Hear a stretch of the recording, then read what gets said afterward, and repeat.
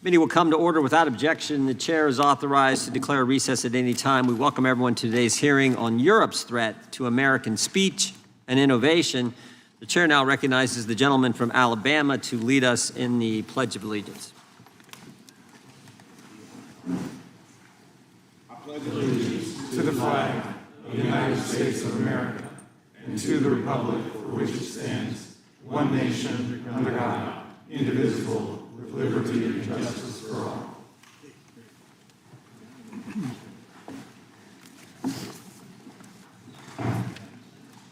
The chair is now recognized for an opening statement, and then we will move to our to the ranking member's opening statement, and then our witnesses will get 5 minutes. I want to just take an opportunity, maybe before I even do an opening statement, to welcome everyone back. Hope everyone had a good break. The ranking member and I, along with a few other members, Mr. Kiley, Mr. Fitzgerald, Mr. Correa, I think Mr. Swalwell and Ms. Crockett all had a wonderful visit to, and Mr. Cohen, to Europe, where we talked about this issue, and we learned some valuable information. And so we look forward to today's hearing and hearing from our witnesses. But first, you got to listen to the chairman and the ranking member talk. On August 12th of last year, Thierry Breton wrote Elon Musk a letter. Thierry Breton's the commissioner in charge of enforcement of the Digital Services Act and the Digital Marketing Act. In the very first sentence, the guy in charge of enforcing this legislation passed by the EU writes this: "Dear Mr. Musk, I am writing to you in the context of recent events in the United Kingdom and in relation to the planned broadcast on your platform X of a live conversation between a U.S. presidential candidate and yourself." So think about it. The guy in Europe in charge of enforcing a European Union law writes an American about an American company, about an American election, and he says the context for the letter, the reason for the letter, are events that are happening in the UK, a non-European Union country. That's not Europe trying to influence what happens here. I don't know what is. He goes on throughout the letter and says this: measures need to be taken to combat disinformation. He said this to Mr. Musk.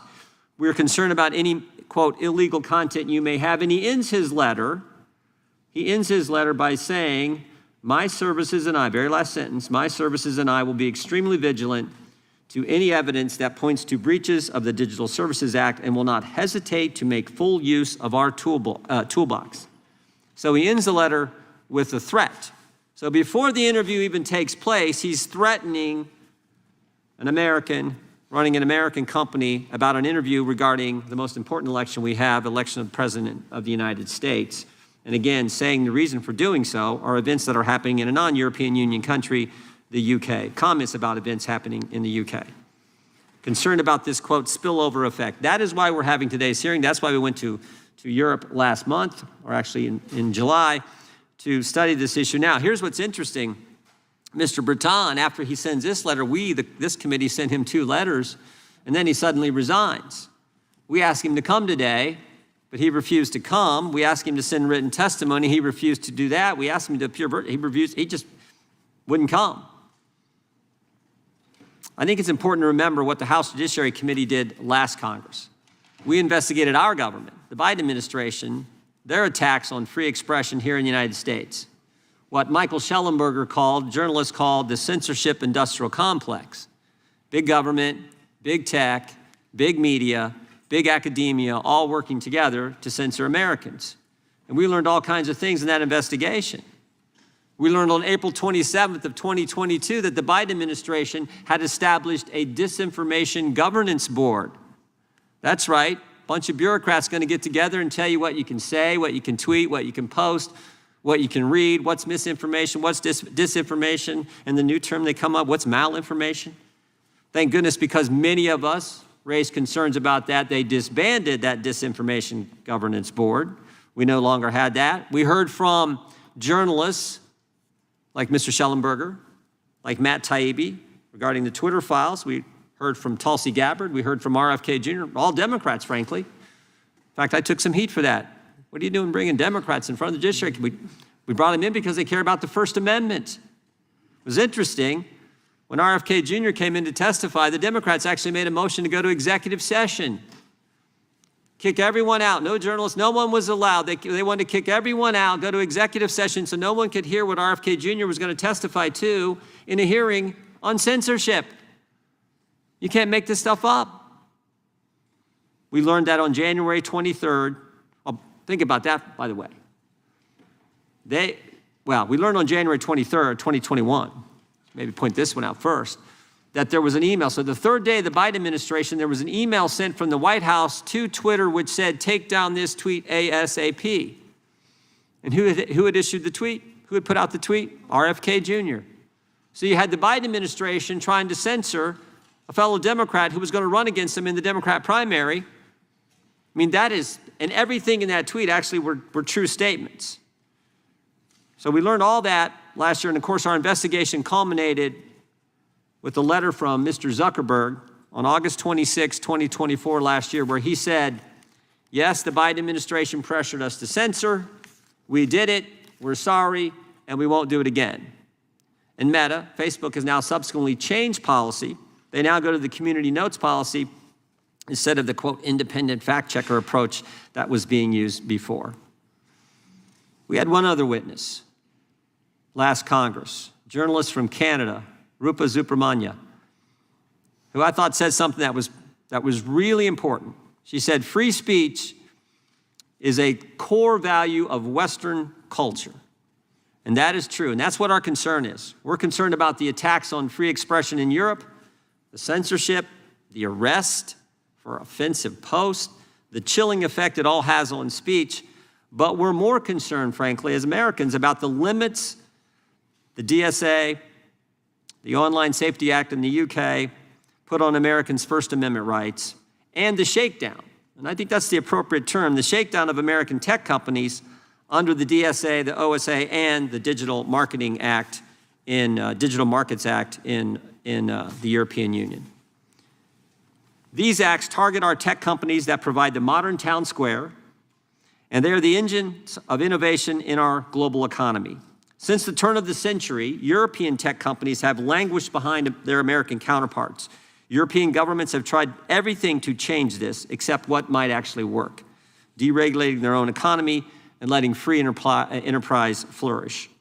Instead of cutting red tape and allowing their own companies to innovate and grow, the EU and the UK are going after American companies that have grown to dominate the global tech landscape.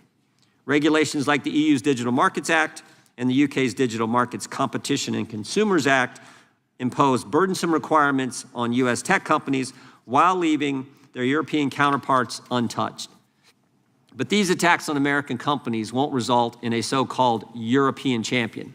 Instead, China wins as Europe hurts both itself and America. They make the user experience worse.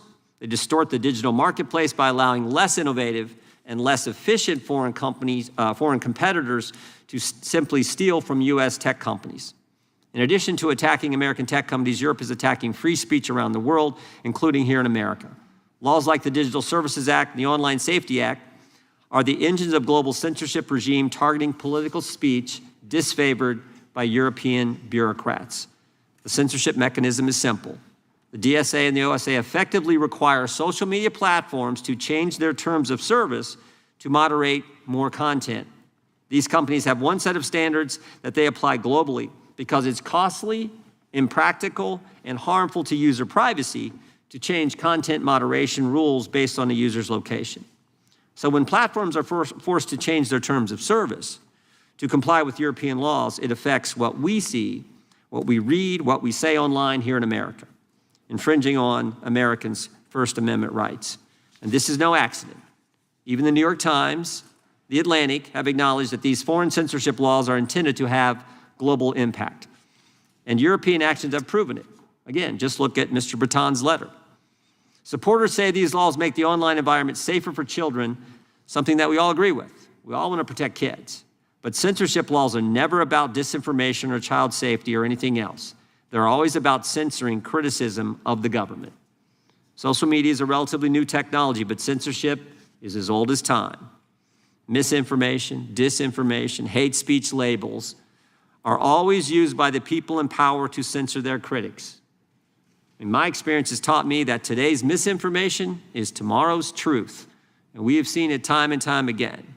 I always like to point out, everything the government told us about COVID turned out to be wrong. Everything our government told us about COVID. I'm not even talking about Europe here.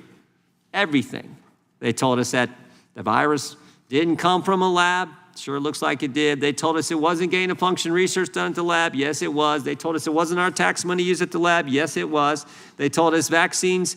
They told us that the vaccinated can't get it. They told us the vaccinated can't transmit it. They told us masks work. They told us 6 feet social distance was based on science. And they told us this was the first virus in history where there's no such thing as natural immunity. They were 0 for 8. And yet they're going to define with some disinformation governance board what we can say, what we can tweet, what we can read, what we can post. You got to be kidding me. As RFK Jr. testified before our committee, never forgot what he said. He said, when you look at history, it is never the good guys who are for censorship. It is always the bad guys, and that's our concern. We need debate. The best way to answer bad speech, wrong speech, stupid speech, crazy speech, even hate speech is more speech. We need the First Amendment. Our committee will continue to move legislation that protects free speech from threats, including threats from abroad. And with that, I now recognize our ranking member for his opening statement. Thank you kindly, Mr. Chairman, and welcome to our witnesses. I imagine that in a hearing about threats to freedom of speech abroad, we might hear from a Russian dissident about Putin's massive violations of political freedom, or the death of Alexei Navalny in prison, or perhaps a Chinese pro-democracy activist about President Xi's attacks on free speech in Hong Kong, Tibet, Xinjiang, or the persecution trial of Jimmy Lai. Or maybe a journalist about the Saudi Crown Prince's assassination of Jamal Khashoggi, the Washington Post writer who demanded freedom from religious persecution and oppression in Saudi Arabia. But no, the dictators of the world have got nothing to fear from this hearing. The Republicans called it to attack our democratic allies in Europe. The star witness is not a human rights leader like Navalny, but a far-right, pro-Putin politician who leads the UK Reform Party, a party that has 4 members out of 650 members in the parliament. He calls England an authoritarian regime, while saying that Vladimir Putin is the world leader he admires the most. Well, this hearing mimics Vice President J.D. Vance, who went to the Munich Security Conference in February. In the first 2 minutes of his speech, whitewashed the world's leading autocratic regimes, proclaiming that the threat that worries him is not Russia. It's not China, he said, but rather it's our European allies. Amazing. Republicans are promoting far-right parties in Europe, like Alternative for Deutschland, Reform UK, and Rassemblement National Français, and ignoring massive repression in Russia, China, Pakistan, Saudi Arabia, and among all the autocrats of the world. Republicans are vilifying European liberal democracies simply for engaging in the kind of line-drawing exercises that we Americans engage in under our First Amendment with respect to the epidemic of child pornography, protecting children from other harmful content, defamatory speech, online scams and false advertising, and speech inciting riots and imminent lawless action. All forms of speech that the First Amendment does not protect and whose tricky contours must still be drawn by law. We could have a meaningful hearing on this complicated subject, but this hearing is just a drive-by hit against a strong Democratic ally to benefit a Donald Trump sycophant and wannabe. But it's even worse than this. Not only are our colleagues ignoring intensifying repression in the world's dictatorships, they're also trying to distract the world from the attack on freedom taking place right here in America every single day.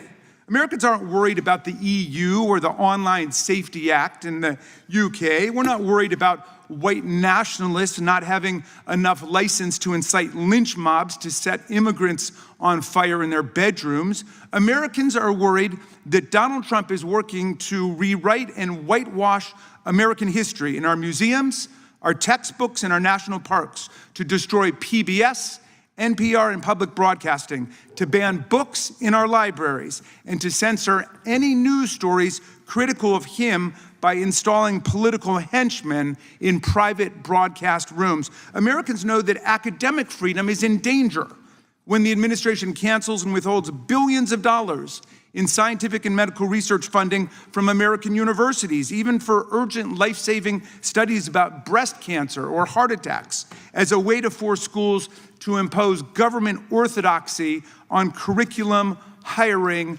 admissions, and any student and faculty speech that MAGA considers politically incorrect. Americans see Trump trying to harass, intimidate, control, and shut down the press like ABC, CBS, NBC, NPR, and PBS. The Republican-controlled FCC essentially blackmailed media companies Skydance and Paramount into agreeing to install a spy, a monitor, a minder, I think the Brits might say, to police CBS news programs to make sure that they are being sufficiently Trumpy in giving us the news in order to get approval of a merger from FCC. Meanwhile, Trump sued 60 Minutes and CBS personally for $20 billion for the frivolous cause of action that he thought an interview with Kamala Harris was edited too favorably, and then walked away with a cool $16 million in a shakedown settlement for his library, all part of a now familiar pattern. When Trump doesn't like the news, he sues the broadcaster and unleashes the FCC on them until they pay up and agree to a government spy stationed in their office. Free speech is so much in danger in the US today that if the government tries to violate our rights, we might not even be able to find a lawyer to defend ourselves because Trump is systematically exacting retribution against law firms that represent anyone on the other side of a case against him. Look, our country loves free speech. We fight for free speech. We fought for free speech, and we know it's in danger when students who are lawfully in the United States are taken off the street and arrested without warrants by masked federal agents in unmarked cars for writing an article or attending a rally that Stephen Miller doesn't like. Free speech is in danger when visitors to our country have their social media accounts screened at the border for any criticism of Donald Trump.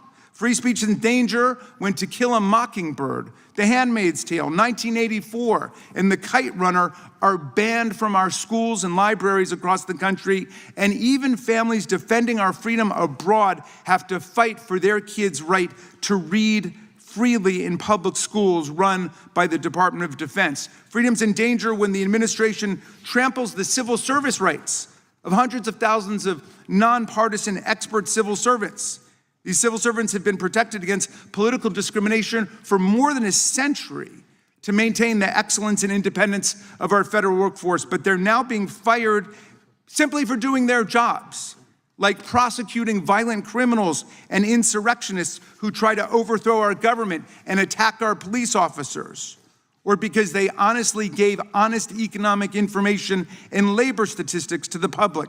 These honorable civil servants are being fired because they won't be the political hacks Trump demands that they be. When private comments made by federal employees are scrutinized for anti-Trump bias and they can lose their jobs because of it, then we've entered the realm not just of Vladimir Putin, but of Joseph Stalin. Now, Mr. Trump and Mr. Farage both claim they're protectors of free speech, but they only want to protect speech they agree with.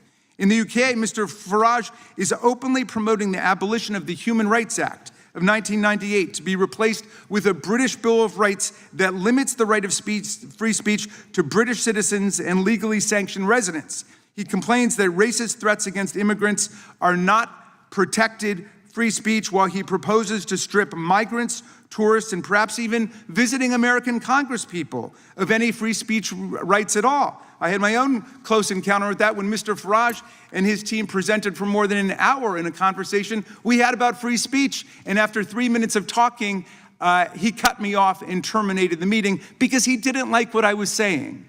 That's the kind of free speech he's committed to. There is a free speech crisis in America today, but there's no free speech crisis in Britain. UK Prime Minister Keir Starmer has not shut down GB News, where Mr. Farage has his own show, just because Mr. Farage has used his airtime to call for banning peaceful protests that he disagrees with. No one has stopped him from going on Russian TV 17 times and saying also and repeating that the one world political leader he most admired was Vladimir Putin, even though Vladimir Putin is a war criminal and a dictator who has regularly interfered in other countries' democratic elections. No one has stopped Mr. Farage from parroting Putin's absurd talking points, like when Farage claimed that NATO, the US, and Britain provoked this war in Ukraine. For a man who fashions himself as some kind of a free speech martyr, Mr. Farage seems most at home with the autocrats and dictators of the world who are crushing freedom on earth. Mr. Farage wants to get rid of the Online Safety Act in his country, a law shepherded by the Conservative Party and implemented by the Labor Party, which bans child pornography online, protects children from harmful content, forbids non-consensual pornography and other unlawful content. He should go and advance the positions he's taking here in Congress today in Parliament, which is meeting today, if he's serious about it. To the people of UK who think this Putin-loving free speech imposter and Trump sycophant will protect freedom in your country, come on over to America and see what Trump and MAGA are doing to destroy our freedom, kidnap college students off the street, ban books from our libraries, militarize our police and unleash them against our communities, take over our universities, wreck our professional civil service, and turn the government into a money-making machine for Trump and his family. You might think twice before you let Mr. Farage make Britain great again. I yield back. The gentleman yields back. I would just point out that the encounter that the ranking member had with Mr. Farage was a little different at my recollection than how it was described. And I would also point out that the gentleman alleges there's no free speech in America under President Trump, while his staff member is holding up countless number of articles criticizing the Trump administration. I think that's a little bit of a, well, let's say that's not how I think it actually goes. So we now will introduce today's witnesses. We will start with the Right Honourable Nigel Farage. Mr. Farage is a member of Parliament from Clacton and the leader of the Reform UK Party. He is also a television host and was a leading proponent of the Brexit campaign. Mr. Lorcan Price is an attorney with ADF International, a nonprofit organization that works to protect religious freedom, free speech, parental rights, and the sanctity of life. Before joining ADF International, he was an attorney in Ireland.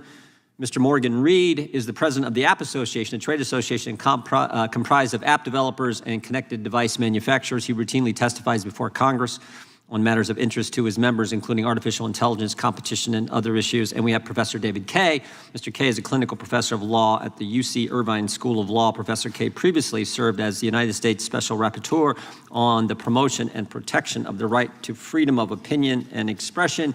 We welcome our witnesses and thank them for appearing today. We will begin by swearing you in.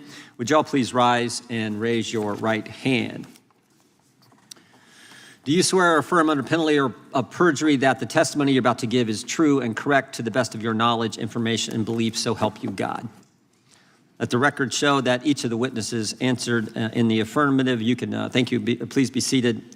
Please know that your written testimony will be entered into the record in its entirety. Accordingly, we ask that you summarize your testimony in 5 minutes.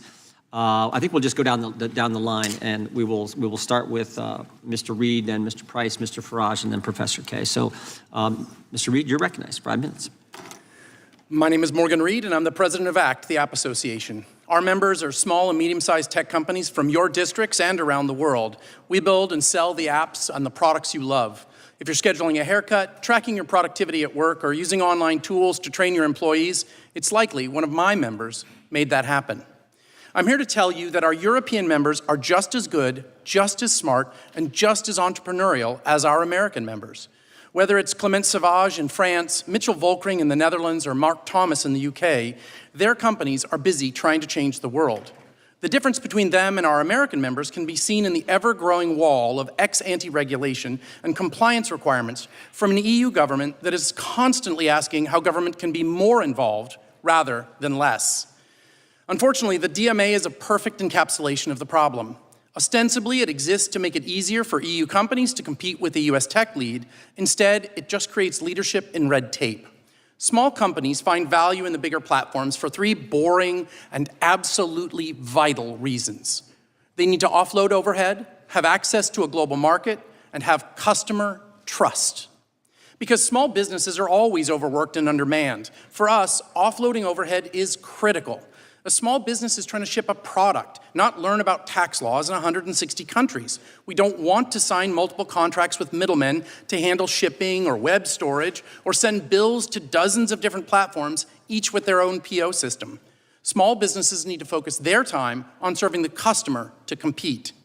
And of course, to grow your small business, you need customers. and that means access to a global market. If your product has fewer than 100 customers in your state, that's a hobby. But 100,000 customers worldwide, that's a business. Nearly every one of the DMA's designated gatekeepers are actually gateways to a global market. But you might say, Morgan, the internet itself is a global market. And we would agree, but the internet lacks one key characteristic: trust. Today, many of us take for granted the measures of keeping malware and other harmful content off of our devices and off of our shopping sites. But DMA threatens to change this by forcing companies to roll out the red carpet for bad actors. As a result, consumers will rationally steer away from startups and small developers they've never heard of and towards larger, more established rivals that spend millions on marketing and buy Super Bowl ads to build their brand. Don't forget who's pushing the DMA. It's companies like Spotify, Yelp, DuckDuckGo, companies you've heard of. And just in case you think I'm exaggerating, the first business to take advantage of the DMA's requirements wasn't some brilliant startup being kept down by big tech. It was an app called Hot Tub, a porn aggregator that can now be sideloaded and could even operate without parental controls. This is the most damaging aspect of the DMA.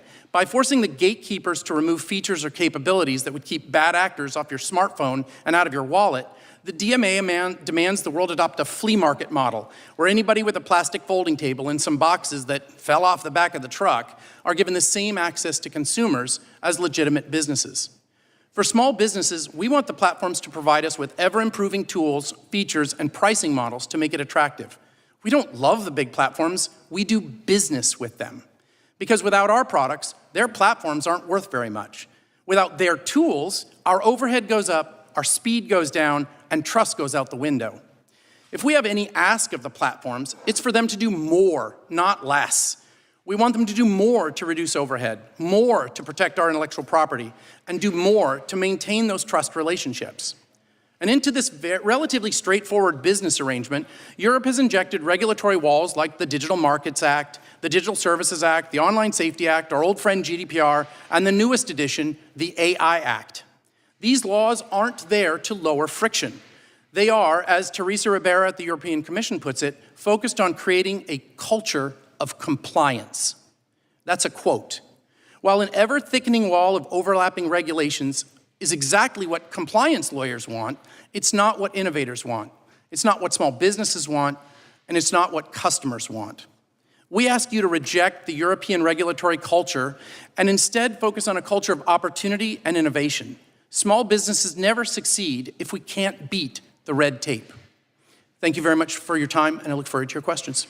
Thank you, Mr. Reed. Mr. Price, you're recognized for 5 minutes. Thank you very much. Good morning, Chairman Jordan, Ranking Member Raskin, distinguished members of the committee, ladies and gentlemen. My name is Lorcan Price. I am a barrister and legal counsel for ADF International, and I'm very happy to come here today to speak to you about the perilous situation for freedom of expression in Europe and why it matters for Americans. I do this on the basis of my experience litigating in speech and religious liberty cases before the European Court of Human Rights. However, today, principally, I wish to address the Digital Services Act of the European Union. But before I do that, I'd like to set the scene briefly by telling you how bad things have become in Europe and the United Kingdom, and very much building on the remarks of the chairman. Because when I met some of the members of the committee in Europe recently, I think that there was a genuine element of surprise and disbelief about the state of affairs in Europe. I'll give you some examples. In Finland, our client, Päivi Räsänen, a member of parliament, is now in year 5 of a prosecution for simply posting a verse from scripture on Twitter. Our client Rose Doherty in Scotland, a 74-year-old grandmother, was arrested by offering to have consensual conversations for people. Adam Smith-Connor, an army veteran, was prosecuted for praying silently in his head in England. And just yesterday, you'll have seen that the UK police arrested a comedian and fellow Irishman, Graham Linehan, a person I know well, for tweets about gender ideology. German pensioners are having their homes raided and are being prosecuted for insulting politicians. Indeed, one member of the Green Party in Germany has over 700 criminal complaints outstanding for insult. What's happening in Europe is, as Vice President Vance said on St. Valentine's Day in Munich, a serious retreat from a fundamental value, that of free speech. It's a sign that our European political elite has lost control of the narrative, and the Digital Services Act is the response to that, an increasingly desperate attempt to suppress growing public discontent. Why should this matter for Americans? Why should you be concerned? Because of the worldwide reach of European law. The so-called Brussels effect changes regulation in every area that the European Union chooses to regulate. And now they've entered the business of regulating speech. And they're very proud of the so-called Brussels effect when you ask them about it. This new EU law is essentially an anti-speech law. And when you read the case law of the European Court of Justice, statements from senior officials, and the provisions of the Digital Services Act, you can see everything is there to create a digital censorship industrial complex. We see a whole structure of trusted flaggers, codes of conduct on so-called hate speech and misinformation, content moderation for so-called systemic risks. Much of this is hidden in bland technocratic language in the DSA, and our written submissions go into some of the problems associated with it. But it constitutes nothing more than an attempt to bring Brussels regulation of speech onto a global stage. Furthermore, when the European Union is now negotiating trade deals, including with your neighbours to the north in Canada, they insist that the Digital Services Act is part of that. So it's very clearly a global intent. It means that the European Union will set the global standard when it comes to speech. And because of the laws that I just outlined in Europe, the type of prosecutions we're seeing, it's an extremely low standard. It draws, I would suggest to you, a digital curtain where once there was an iron curtain. And US companies bear the brunt disproportionately of this. They're hijacked by the DSA to become essentially the EU's global censorship police, whether they like it or not.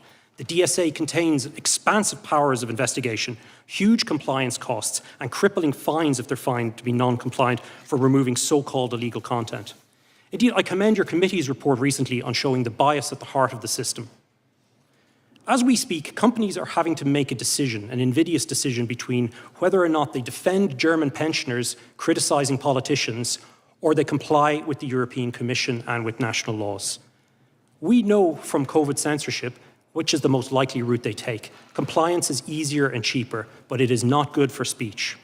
Indeed, yesterday I was just informed by a senior lawyer for a major US company that the Germans are prosecuting a 14-year-old boy for a mild online post. They want the identity of another post outside Germany, and they've launched criminal proceedings against US employees of this company for refusing to pass over the identity information. That's the attitude we're dealing with. We've seen it from Thierry Breton, from others in the European Commission. They want this censorship power and they want it globally. The digital square is one of the great gifts from the United States to the world. It has been transformative for our political discussion. But the EU wants to make itself the sheriff of the square, and it's armed itself with powerful tools. And there are more to come, unfortunately, including the Democracy Shield. I agree with Ranking Member Raskin that it is sad when close allies and democracies do this kind of thing, and we must call them out for it. We must take a stand against this new censorship wave. Democracy requires free speech. I'm looking forward to our discussion and any questions you may have. Thank you, Mr. Price. The Right Honourable Member of Parliament, Mr. Farage, is recognised. Well, thank you very much indeed. Good morning, everybody. Thank you, Chairman Jordan, for inviting me here today. And it turns out, with news in the last 48 hours, to have been really rather timely. I'm delighted to reacquaint with the charming Mr. Raskin. It was delightful testimony you gave me earlier on with your speech. But hey, that's fine. You can say what you like. I don't care.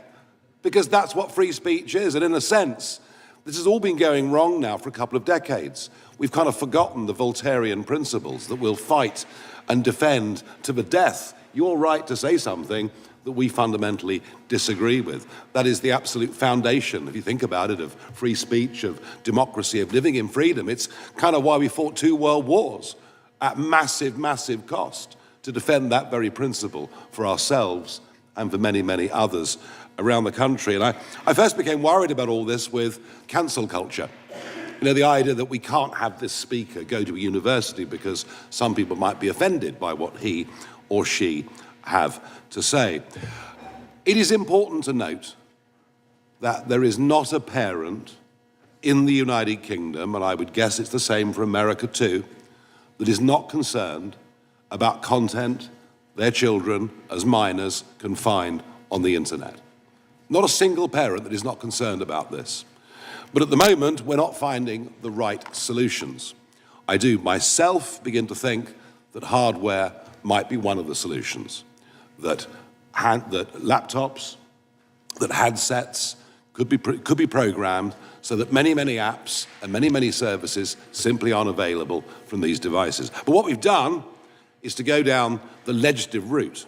And it's extraordinary that, I come from the land of Magna Carta, I come from the land that gave us the mother of parliaments, and it doesn't give me any great joy to be sitting in America and describing the really awful authoritarian situation that we have now sunk into.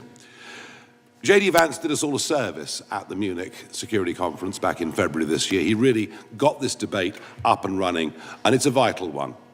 We've run on since then. The Online Safety Act was put in place by the last Conservative government. I don't doubt for a minute they're good intentions, but sometimes the road to hell is paved with those good intentions. And we are now where we are. We have a couple of very famous cases. We, of course, have Lucy Connolly, who put out an intemperate tweet after the savage murder of those 3 beautiful young girls, she herself, a mother who had lost a child. It was intemperate, it was wrong, but she removed it 3.5 hours later, sentenced to 31 months in prison. She's now out, having served 40% of the time. I wanted to bring her with me today as living proof of what can go wrong. Sadly, the restrictions that have been put on her banned her from making the trip, which is a very, very great shame. And we, of course, have the extraordinary events that we understood yesterday of Graham Linehan, the comedic writer, and he put out some tweets months ago when he was in Arizona, and months later he arrives at Heathrow Airport to be met by 5 armed police. Armed police, not a big deal in the USA, a very big deal in the United Kingdom. 5 of them. And he was arrested and taken away for questioning. He's not even a British citizen. He's an Irish citizen. This could happen to any American man or woman that goes to Heathrow that has said things online that the British government and British police don't like. It is a potentially big threat to tech bosses, to many, many others. This legislation we've got will damage trade between our countries, threaten free speech across the West because of the knock-on rollout effects of this legislation from us or from the European Union. So I've come today as well to be a klaxon, to say to you, don't allow, piece by piece, this to happen here in America.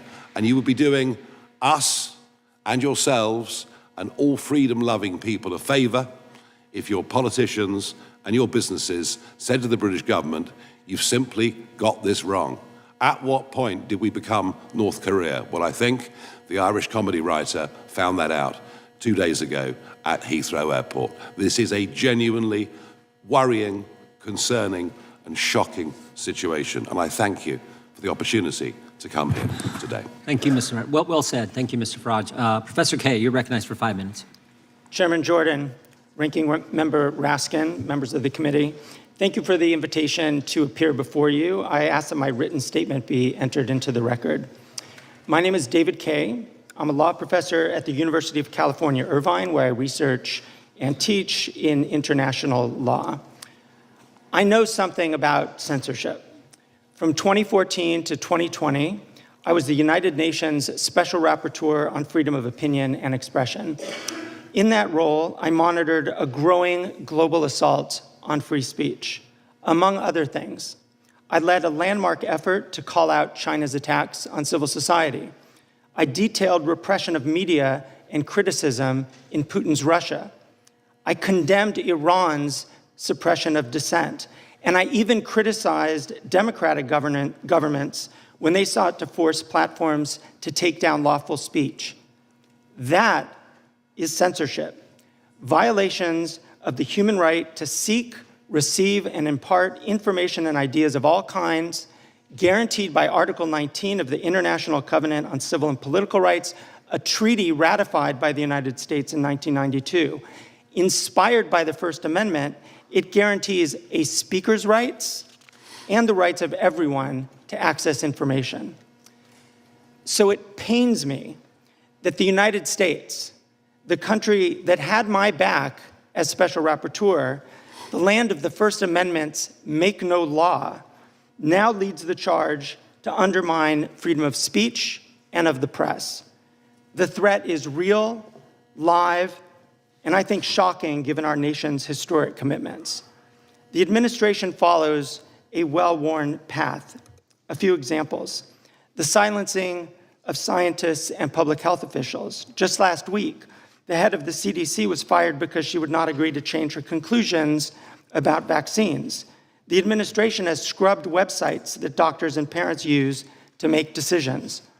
Censoring and punishing speech of visitors. In visa interviews and at the border, there are increasing reports of officers screening visitors according to their social media activity or detaining and deporting based on speech and op-eds.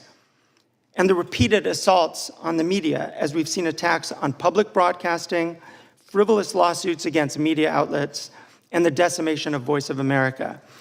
This is the tip of an iceberg of censorship that should concern this committee and every American.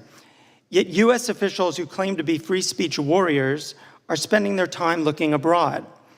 Now, I know of nobody who argues that EU and British laws on speech are perfect.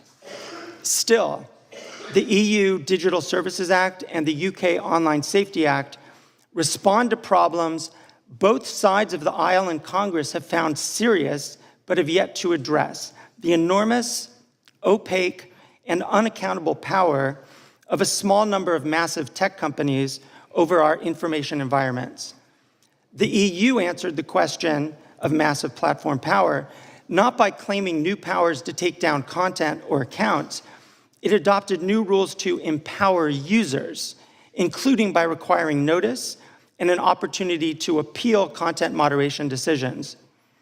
The Online Safety Act, championed by Labor and conservative parties, was widely popular as an attempt to hold big tech accountable. It does have elements that concern me. Yet whatever faults it might have, it, like any other British law, is subject to legal challenge and review by courts for any violation of fundamental rights, just as we would expect of any democracy. Neither established censorship regimes. I encourage members of this committee to consider two things. First, instead of criticizing allied democracies, consider the kinds of content online that you find objectionable. Maybe it's anti-Semitic or Islamophobic content, misogyny, child endangerment, content glorifying terrorism or inciting violence. How do you propose to address those in a way that is consistent with free speech values? That's not an easy question, and it can't be waved away with just 3 words: because free speech. The EU and the UK have made their choices, subject to democratic judicial oversight, and acting in good faith. I think this committee could do the same. Second, this committee has the obligation to protect Americans' freedom of expression here at home. The administration is putting freedom of expression under direct attack, and I think oversight and constraint from this committee would make quite a bit of sense. That, I would respectfully submit, is the real threat to American speech and innovation, and I look forward to your questions. Thank you. Thank you, Professor. The chair, we'll now proceed under the 5-minute rule. The chair now recognizes the chairman of the subcommittee, Mr. Fitzgerald. Thank you, Chairman Jordan. Well, one of the things we found out on our trip through Europe was that the U.S. innovates, China duplicates, and now the EU regulates. Mr. Reid, I have a question for you first. Reports estimate that complying with the EU's Digital Marketing Act, the DMA, could cost American companies up to $1 billion every single year. That's not just a number on a page.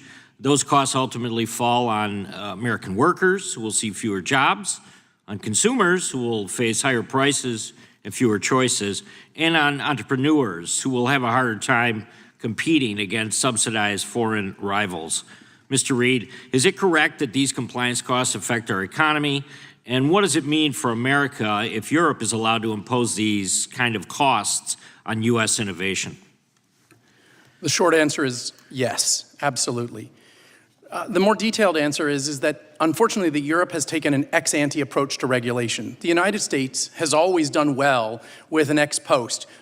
as a small business entrepreneur, I actually want fraud to be gone after. I want deceptive practices to be reduced. But unfortunately, what we see in the EU is an ex-ante process that ups my compliance requirements without actually giving customers the certainty of the result. So it's absolutely raising costs. And for American developers, we see one of the largest problems is how do you get to those European customers if the first tranche you hit is paying a compliance lawyer to meet all of these tests? Thank you. Mr. Price, our Federal Trade Commission Chairman Ferguson has warned the government regulation can stifle, obviously, competition and innovation, and in many cases, the government itself becomes the most dangerous of all the monopolies. Isn't it the DMA, is the DMA a perfect example of that? It kind of weaponizes and makes it burdensome with regulations. Can you give me your comments on the DMA and what do you think the status is right now?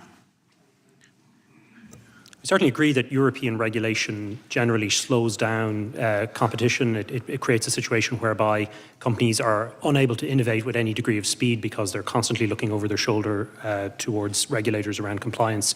DMA, a very good example of that. Not just the DMA, though. Of course, you have the General Data Protection Regulation, GDPR. You have the DSA, the Digital Services Act, and constantly more and more being added. It's been estimated in the digital market space alone since 2016. 30 pages of regulation existed at the time. We're now over 1,000 and growing. So the European Union's response to American innovation is more and more regulation, generally around nebulous concepts like safetyism and protecting consumers, but very often just, particularly with the DSA, to create, unfortunately, a censorship industrial complex, as I outlined. DMA, very good example of that as well.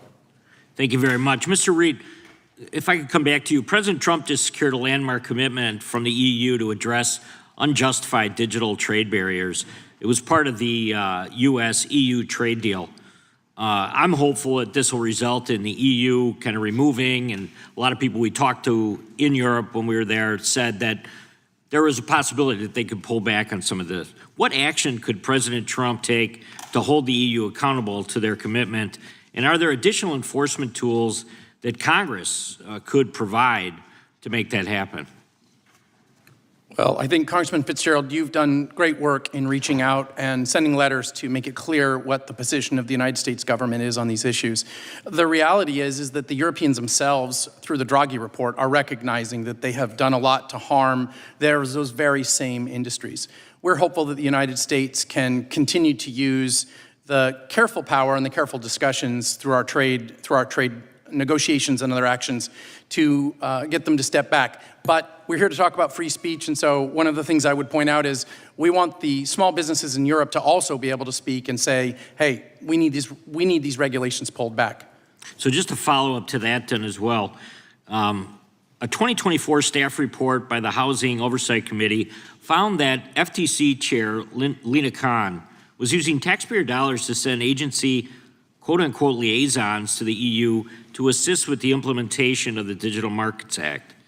Mr. Reid, do you think it's appropriate for that type of consultation or for the use of taxpayer dollars to help a foreign country implement laws that unfairly discriminate against U.S. companies? Well, we don't think taxpayer dollars should ever be used to unfairly discriminate against United States companies. We're hopeful that U.S. taxpayer dollars can be used to ensure open markets around the world and a safe environment for our entrepreneurs to succeed. Thank you, Chairman. I yield back. Gentleman yields back. The chair now recognizes the chairman of the subcommittee, or ranking member of the subcommittee, gentleman who made a big announcement this week. We're sorry to hear about, but we appreciate your service, and you are recognized for 5 minutes. Thank you. Mr. Chairman, there is a clear and present danger to free speech in America, but it is not across the Atlantic Ocean. It is right here in Washington, sitting in the Oval Office. At a time when the greatest threat to the First Amendment rights of Americans resides in the White House, our Republican colleagues have brought us here today to talk about Europe. They've invited a fringe politician from the United Kingdom to attack the laws regulating certain conduct online in his country and the European Union, laws that are intended to combat disinformation by hostile foreign actors, hate speech, and other fraudulent or criminal conduct. They have sounded the alarms about these foreign laws, but when it comes to the Trump administration's suppression of speech in this country, Republicans are curiously and dangerously silent. There is virtually no corner of society that Donald Trump and his administration have left untouched by their effort to impose their radical views on the American people and to stamp out dissent. Since taking office, President Trump and members of his administration have used the powers of the executive branch in an attempt to silence their political opponents by attacking our core democratic institutions, such as academia, the legal profession, and journalism. These are moves straight out of the authoritarian playbook. For example, the Trump administration has taken aim at colleges and universities, trying to bend them to its will by withholding billions of dollars in scientific research funding, a short-sighted move that will set back innovation in this country by decades. And in some cases, including at my alma mater of Columbia, it has demanded onerous conditions that infringe on academic freedom. On these same college campuses, students are being kidnapped for writing op-eds, and others are being deported for participating in protests. The Trump administration has also targeted disfavored law firms that dare to challenge the president or to hold him accountable, or simply for hiring an attorney who clashed with Trump in the past. Some have sadly capitulated to its campaign of extortion. The president has even taken aim at the arts and humanities, launching a hostile takeover of the Kennedy Center and censoring exhibits at the Smithsonian Institution, attempting to whitewash American history and to stamp out free expression. He has also engaged in a dangerous campaign of harassment and intimidation of the media. For example, last October, he sued CBS for $10 billion for editing a 60 Minutes interview with Kamala Harris in a way he didn't like. Although this suit was widely ridiculed by First Amendment attorneys who called it meritless and absurd, Paramount, the parent company of CBS News, was desperate to win approval from the Trump-controlled FCC for its proposed multi-billion-dollar merger and felt pressured to settle this baseless lawsuit. Ultimately, it paid $16 million to settle the suit, and just days later, the FCC approved the merger. What a coincidence. This followed ABC's settlement of a similarly baseless Trump lawsuit for $15 million because of corporate pressure. And now the Wall Street Journal and Rupert Murdoch face their own $10 billion lawsuit from Donald Trump over the Journal's reporting that shed new light on Trump's well-documented relationship with Jeffrey Epstein. I'm not aware of any president in the past suing media companies or newspapers or television stations for free expression they didn't like. Professor Kaye, the free press is essential to our democracy and the rule of law. Can you explain how President Trump's attacks on the news media and his attempts to sue them into silence impact freedom of expression and freedom of speech in this country? Yes, thank you, Mr. Nadler, and congratulations on your announcement this week. Well, I think it's important to note that when we're talking about attacks on the press, it's not just about attacks on the journalists themselves or the media outlets themselves.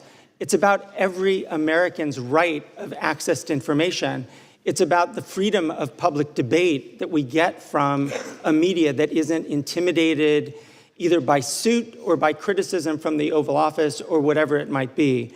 And so I think it's really important to think about these kinds of attacks, not only as those on journalists, but on the entire information ecosystem. And I think it's also important for us to realize that we can't pick and choose what censorship we like and don't like. I think the chairman's statement was really correct when he said censorship used by people in power to censor critics, that's at the core. And we should be examining, where do we see that? We tend to see that quite a bit in this country, I think in an unprecedented way. In your testimony, you identified a number of threats to freedom of expression in the United States, including science and public health. It's also been reported that the government has a list of hundreds of words, ranging from issues related to climate change to diversity, equity, and inclusion, that it essentially is banned from government websites and uses to make funding decisions. Is this true?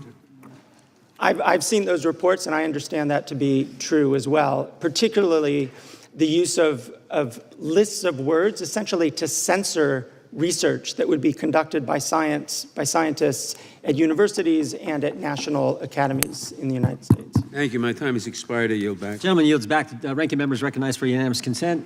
Understand? Yes. Gentleman's Thank you, Mr. recognized. Chairman. This is a minority fact sheet about the majority's report on the Digital Services Act. Well, we'll look forward to reading that. Without objection.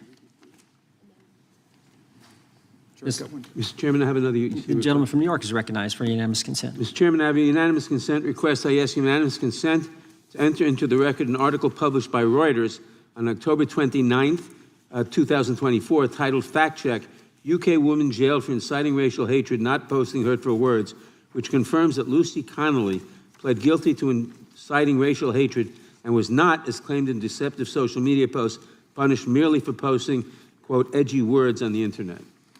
Without objection, I'm sure we'll Thank be you, Mr. some Chairman. comments about that later. And the gentleman from California is recognized for 5 minutes. Thank you, Mr. Chairman.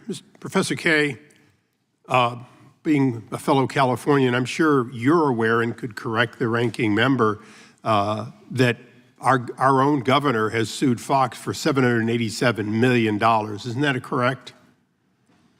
I'm not familiar with that. Well, I didn't think you would be, but neither was the ranking member, apparently. MP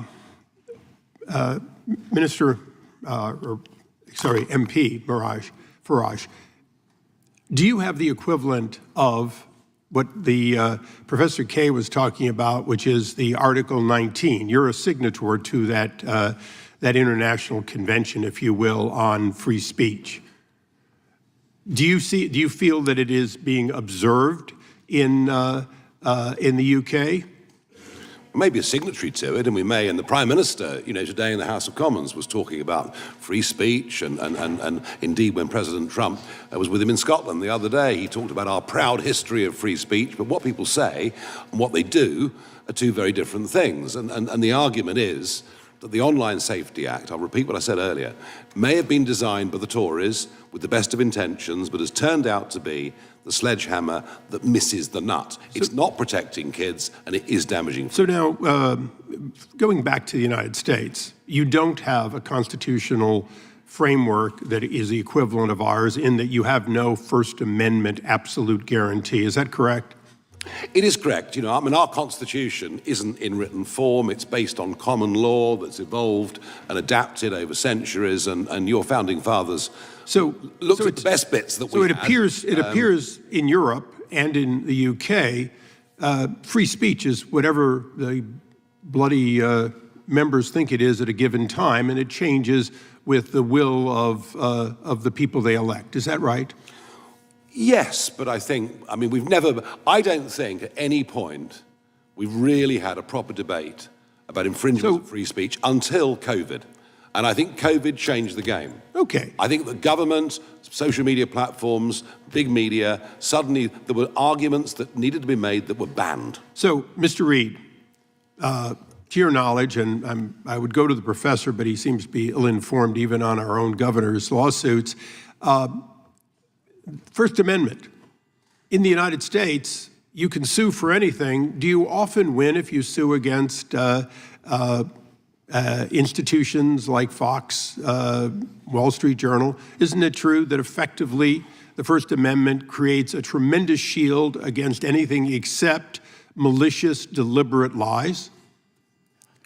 Not my area of expertise. We can absolutely talk about apps, but as an American, yes, that is absolutely my understanding. And you have no such protection, just the opposite. You have no idea in Europe or in Britain about what is going to be allowed or not allowed. In other words, you don't know where to call balls and strikes. You just simply have to pay the fines when you get to them. Well, I only carry one passport, so I'm more aware of the American laws, but that is my understanding correct. Okay, now, we do have a First Amendment, and we are a signatory to Article 19. So I'm going to go a little bit into opinion. Now, I'm the author of No Censorship on Our Shores, meaning, Mr. Price, I know you're familiar with it, I'm not going to tolerate censorship overseas and then have those people come to the United States.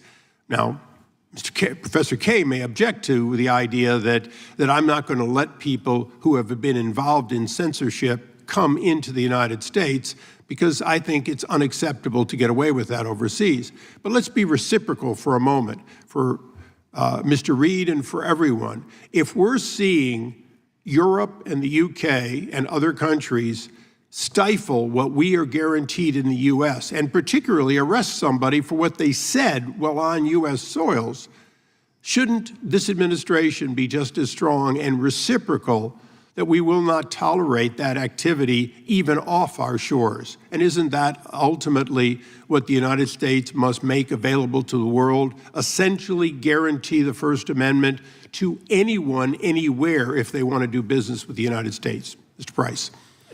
The leadership of the United States on this issue has been transformative for the discussion in Europe. And from the President, Secretary Rubio, and the Vice President, they have transformed the issue, and I hope more comes. So, to the fringe parliamentarian, as you were called, and probably the future Prime Minister, what say you? Yes, for Mr. Nadler's benefit, it's a very big fringe, and we're doing rather well, but there we are. Look, you know, if you were to follow, Mr. Eisler, the logic of your argument that you were to ban people from entering America who would pass legislation that was prejudicial against American companies or American citizens and would threaten them with potential arrest if they came across the other side of the pond. I think the practical difficulty with that is you'd have to ban the British government, the entire Labour Party. So I'm not sure in practical terms that it works, but I understand the sentiment. Thank you. I yield back. Gentleman yields back. The gentlelady from California is recognized for 5 minutes. Thank you, Mr. Chairman. Let me be clear. I am not here to defend the European laws, and I've often criticized the approach of European countries to internet-related issues. It's really generally wrong-headed. But I don't really think that's the point of this hearing. I think the real threat to the First Amendment isn't coming from Europe. It's coming from Republican-led states that have introduced bills to close the open internet, and most of all, from Donald Trump, who's actively trampling free speech here at home. I think it's rather absurd for this committee to spend our time criticizing laws we have no jurisdiction over while ignoring the countless ways the Trump administration is tearing up the First Amendment. If this committee is really serious about protecting free speech, we need to focus on the Trump administration's literal assault on the First Amendment that's happening right here at home. So, Professor Kaye, I have a series of questions for you. Do you think that arresting international students for being critical of U.S. foreign policy is an attack on the First Amendment? Yes, absolutely. And isn't that because it's not just the right of the person to speak, but the right of all the rest of us to hear? The First Amendment isn't just about the speaker, it's also about the listener. Isn't that correct? Right, that's true. Now, a federal judge agreed with you and with us, warning that arresting students for their views chills the speech of millions of Americans. The government can't punish speech simply because they don't like its content. This year, as has been mentioned by others, President Trump's FCC blocked the CBS merger until the network agreed to change its programming and install a so-called bias monitor. The head of 60 Minutes resigned, saying he could no longer make independent decisions about the news. Doesn't that sound like a violation of the First Amendment's guarantee of a free press? It does, and I think it's important to underline that restrictions on free speech don't come just from a law or the police outside your door. It can come from a whole network of intimidation, of public attack that really does chill speech, including the kinds of attacks that lead to deportations of people who are here just to study. Since January, the Trump administration has revoked over 6,000 student visas because the speech of these students didn't align with what Trump agreed with. And now they're doing the same to immigrants who are applying for citizenship. Does that raise First Amendment concerns, do you think? I think it raises First Amendment concerns, but it's also in a broader way, it's raising concerns about our tolerance of dissent, of this government's tolerance of criticism. And not everything is specifically about the First Amendment and the ability to enforce it in our courts. Sometimes it's about leaders in our country actually promoting a culture of open debate and open access to information, the very things that we've heard a lot about already this morning, a kind of marketplace of ideas that some people still talk about, that's not just about what the law provides, that's also about how our leaders behave towards that kind of open debate. The Federal Trade Commission held up a merger of two major advertising firms, Omnicom and Interpublic, until they agreed to run ads on X, essentially a government-ordered gift to Elon Musk. Isn't that a blatant violation of free speech standards, forcing private companies to promote speech they otherwise wouldn't? It's certainly a kind of extensive use of the term of jawboning that has come up over the last several years. And it's a kind of pressure that absolutely interferes with free speech. And it's also the kind of weaponizing of our federal agencies in support of a particular actor, a particular business person. It seems to me that these actions affect not just the companies or the individuals that are the target of this abuse, but they're also to scare off everyone else from engaging in that behavior. Would you agree with that? Yeah, absolutely. I think that what we're seeing right now with just this essentially a kind of avalanche of restrictions and intimidations of free speech in this country, that it's designed to chill that kind of debate. It's designed to chill whistleblowers, to chill scientists, to chill professors and students. I think that's essentially what we're witnessing right now. My time has expired, Mr. Chairman. I yield back. Generally yields back. Mr. Chairman, I ask unanimous consent. You see request from the gentleman, Cal? Yes, I ask unanimous consent that the Politico ad or news that was dated June 27, 2025, saying Gavin Newsom sues for $787 million be placed in the record. Without objection. Mr. Price, has anything in the Digital Services Act changed in the last year? No, sir. Hasn't been amended, hasn't been changed at all? No, sir. So everything Mr. Breton wrote 1 year ago today, well, August 12, 2024, that's still in place, where he said to an American running an American company about an interview that was yet to happen, future happening interview, threatened this individual. None of that nothing in the law has changed that would change what actions this individual took. Nothing in the law. Just because Mr. Breton's gone doesn't mean Ms. Verkunen can't do the same darn thing, right? Precisely. Yeah, and that's the concern. Mr. Price, is this statement, we need to take back our country, is that statement hate speech? We don't really know what hate speech is. It's so vague, and that's the problem with it. I wouldn't regard that as hate speech. Well, you may not, but the EU regulators do, because they had a workshop on May 25th where this is part of our investigation, material we'd subpoenaed. They gave us this information. They said it is hate speech. That's a concern, right? Yes, sir. And it could be made by an American and be termed hate speech, and there could be some ramifications for Americans' First Amendment liberties. Is that accurate? Yes, sir. Okay, Mr. Price, what's a trusted flagger?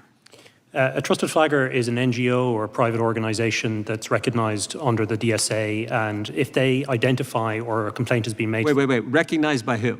Oh, the terms of the DSA. Oh, and the national regulators and the commission as well. Okay, and they do what? So they're recognized by the government. They're approved by the government. Yes, all right? And what do they do? If they identify content that they regard as illegal content, the companies have to give priority to removing that content. Oh, so people that the government approves tell companies what they can allow on their platform and what they can't, right? That's correct, sir. And the same people who approved these folks are the same people who conducted the workshop and said, we need to take back our country as hate speech. Is that fair to say? That's correct, sir. Yeah, and that's the concern. And what happens if these trusted flaggers approved by the government, the same government that says we need to take back our country as hate speech? By the way, I think that statement is made probably more by Democrats right now than Republicans. I think the head of the Democrat National Committee made that statement like 3 months ago at a big Democrat rally or something they were having. So the same people say that's hate speech, approve the trusted flaggers, who then tell the platforms what they can and can't have on their platform. And if they don't agree with what the trusted flaggers say, there's civil penalties. Is that right? Yes, sir. Both under national law and the DSA, investigations begin, and there's a whole process that can result in enforcement and then ultimately crippling fines for companies. And those crippling fines, those civil penalties can be what, 5%, 10% of global revenue, depending on the Online Services Act or the DSA? Under the DSA, 6%. 6%? Wow, that's a lot of money because these are big companies, right? Yes, sir. Now, Mr. Farage, it's not just civil penalties, though. And this is where it gets really scary. Because my understanding is there's criminal penalties, and I think in 2023 in the United Kingdom, there were 12,183 arrests for offensive posts. 12,000 people arrested for things they posted online that some trusted flagger approved by the government, the same government that says what's being said at the Democrat National Committee, we need to take back our country, is hate speech. That's a scary scenario. Is that right? Yeah, they're massive statistics, and I mean, some of it comes under non-crime hate incidents. So you've said something on social media, someone's taken objection, and you get the knock at the door from the police sort of warning you that if you do this again, something may happen. And this has now been broadened out. I mean, Mr. Price made the point, what is hate speech? How do you define hate speech? And that's the problem, isn't it, with all of these laws, that we finish up in a position where local police forces, etc., have to choose their own interpretations. I think, again, as I said to you earlier, the timing of this hearing today is perfect because the head of the Metropolitan Police, who arrested Graham Lennon at Heathrow Airport, he's thrown the ball back now to the British Home Secretary and the government to say, please tell us, what is this law intended? What are we supposed as the police to do? So I think we're going to have a much more rapid debate about this. But my worry is it may get worse, if I may quickly.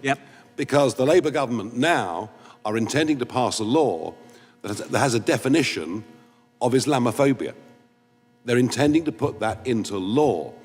And that effectively will mean that criticism of a religion, mocking of a religion, would become an offence.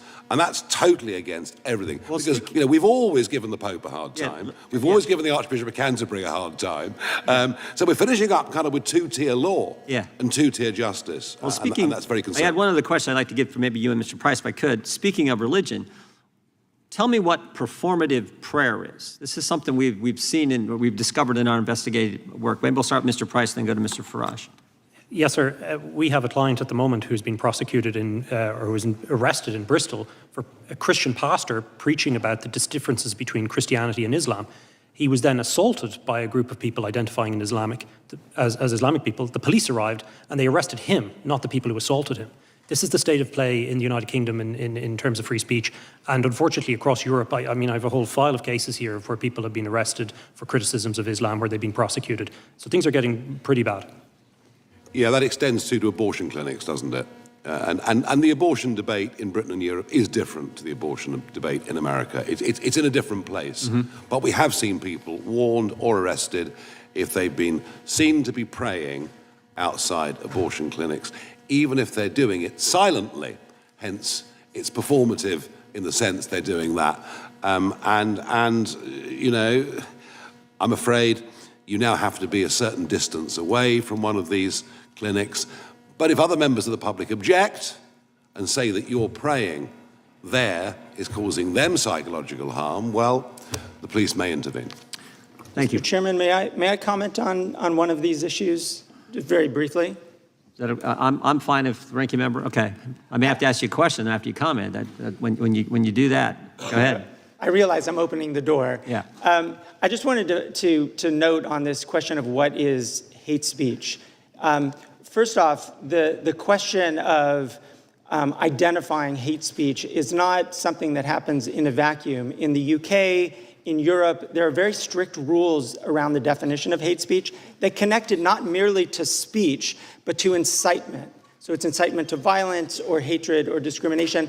And I think that's just an important baseline point, that this isn't just about pure speech, it's about the kind of speech that might lead to violence. And related to that, when you mentioned this hypothetical of take back our country, and is that hate speech?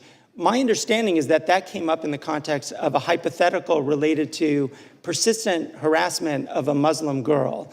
And that was the hypothetical. And the question was, in that particular context, did that constitute a kind of incitement to some violence against this young girl? So I think it's important to put some of these kinds of abstract questions into that kind of context. Professor, did you agree with the Biden administration when they established the Disinformation Governance Board? I didn't take a position on that. I do think that disinformation is an issue that The government should be deciding what we can say and what we can't? absolutely not. Okay, well, that's good to know. I'll give the ranking member a little extra time if he so desires. With that, I'll recognize the gentleman from Tennessee. Thank you, Mr. Chair. And firstly, I was pleased to join on the Codell. And it was a very fine, good Codell. I appreciate the chair, my friend and my classmate from 2006. One of the things I found most heartening about the Codell, we had a tour of Parliament, and along with us were two conservative members who were, I think they were either in House of Lords, maybe one was in the Lords and one was in the House of Commons, but they talked to us about Magna Carta and about how it's the basis of our laws, and there was a copy there and copies here and there and whatever, but how precious the Magna Carta is. And they suggested to us that a legislator, this was in the House of Lords where he spoke, that a legislator is not somebody who votes. A legislator's job is not just to vote. A legislator's job is to stand up to an out-of-control executive. Very telling for British Parliament members to instruct us on what we should be doing, and I thank him for that. I'm a strong supporter of free speech and always have been, but I find this hearing a bit disingenuous because of the problems we have here in America. Free speech includes the speech of those with whom we disagree, people who say vile things, and in my case, I find racist and anti-Semitic and Islamophobic type speech is something I find foul, but it's protected by free speech and offensive speech as well. That does not mean that there aren't limitations, however, and speech can be harmful, dangerous, and infringe on other people's rights. It isn't a free-for-all, though. And the U.S. and our First Amendment does not have a monopoly on what constitutes free speech. There is speech protected by the First Amendment, like corporate political donations, which I think is misplaced and misapplied. And there are times when our legal system itself suppresses disfavored speech. I passed the Speech Act in the 111th Congress. I think Mr. Issa was my co-sponsor, and it dealt with the fact that Britain is a favored nation for defamation actions, and it's easy to get a defamation judgment there. We would not allow those judgments to be recognized here in our country under the Speech Act if the activities that took place did not conform to our laws on free speech. And I would think Mr. Farage could try to look at changing their laws on defamation and contour more to what we see in the First Amendment, and that might be good for the people in England. Two of my good friends, most revered friends, were from England, London, Christopher Hitchens and Sir Bill Browder. And they've written books, and they could be subject to such laws as well. But work on protecting your English authors. From Shakespeare on, they've been pretty good. We used to be bipartisan in these efforts to look out for free speech, but President Trump has taken on free speech in ways that would never have been thought about. And I think Mr. Lofgren brought some points to Professor Kay. And it's not just laws, it's autocratic actions as well. President Trump, as Mr. Dalio said clearly, but so many other people have said it and felt it, is bringing us on the verge of an autocratic state. And his actions in trying to bring law firms to their knees, colleges to their knees, federal employees, students, et cetera, is anti-free speech, anti-opportunity, and fear for themselves and their futures if they speak out. Even Congress people could be subject in the future, I'm sure, with some of the ways we're seeing this Justice Department act with questions about their speech. Our president has sued every broadcasting company almost, and they've gone after CNN, they've gone after NBC, and they pick some of these fringe people to pick on the Ukrainian president about his attire. It's bizarre what's going on in our country, and I'm concerned. They try to silence and shake down those who don't conform to whatever the president thinks. We need to understand that his review of the Smithsonian exhibits and other African American Museum and saying there was too much emphasis on how bad slavery was. I don't know how you could find anything good about slavery, and Edwin Starr, who's a singer, would tell you slavery, like war, there's absolutely nothing good about it. So we shouldn't be trying to. Professor Kay, how would you compare, from your expertise, how we evaluate and compare with relative states of freedom of expression written in the United States? Where do you see the comparisons? Well, I think right now we're at a very dismal place in the United States, but I do think that it's also worth thinking a bit about some of the issues that Mr. Farage raised. So, for example, he mentioned the issue of a law against Islamophobia, but there's also a lot of discussion about laws against anti-Semitism and against other attacks on people on their status, on the basis of their religion and so forth. Those are actually valuable conversations to have. But you can't just sort of pick and choose which censorship or which restrictions are okay and which are not. You really need to have a general view as to what's appropriate. And I think, again, the chairman's point about censorship being a focus on criticism is the appropriate one. And to the extent that we can make that comparison, which country is really doing more, or which countries are really doing more to tamp down, to silence critics, that's the harm to our democracy. And right now I see that more in the United States than I see in Europe or the UK. Thank you, Professor. And I'd just like to say to you, welcome. I have a lot of British friends and respect for Britain. I have a great time when I'm there, but I'm happy we won the war. The gentleman yields back. Gentleman from Arizona is recognized. Thank you, Mr. Chairman. The statement that Trump is bringing us to the edge of being an autocratic state in and of itself disproves the premise of that statement. Think about that. It's absurd. Under the First Amendment, the general proposition is that government should not be regulating the content of its citizens' speech. You have the opposing idea that it's the responsibility of government to decide not only what its citizens should think, but what content they are allowed to see and engage with. To some, the reality of the government regulation of speech may sound like it's a distant, authoritarian notion that won't come to the United States of America, but I would ask you to just think back again.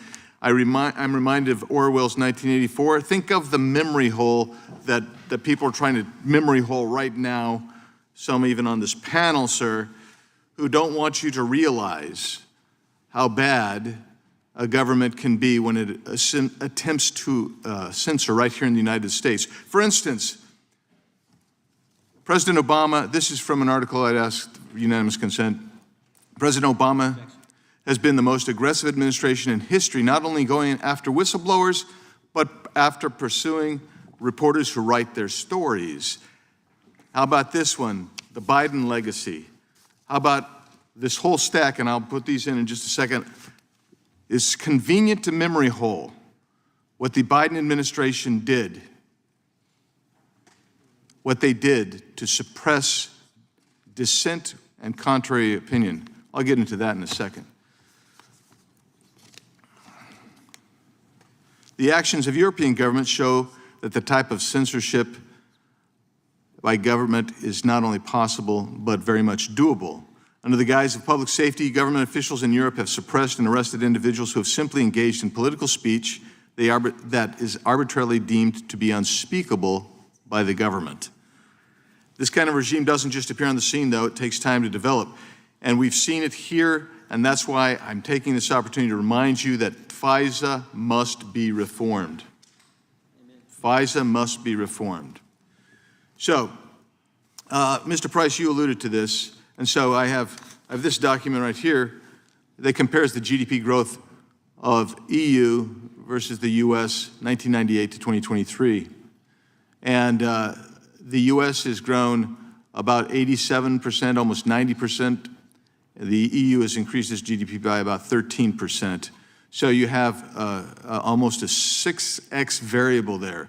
The question is, when you set these kind of draconian fines, and you set up a system that is amorphous and almost indefinable, might it not also have some more than just even the safety, ostensible safety of the society?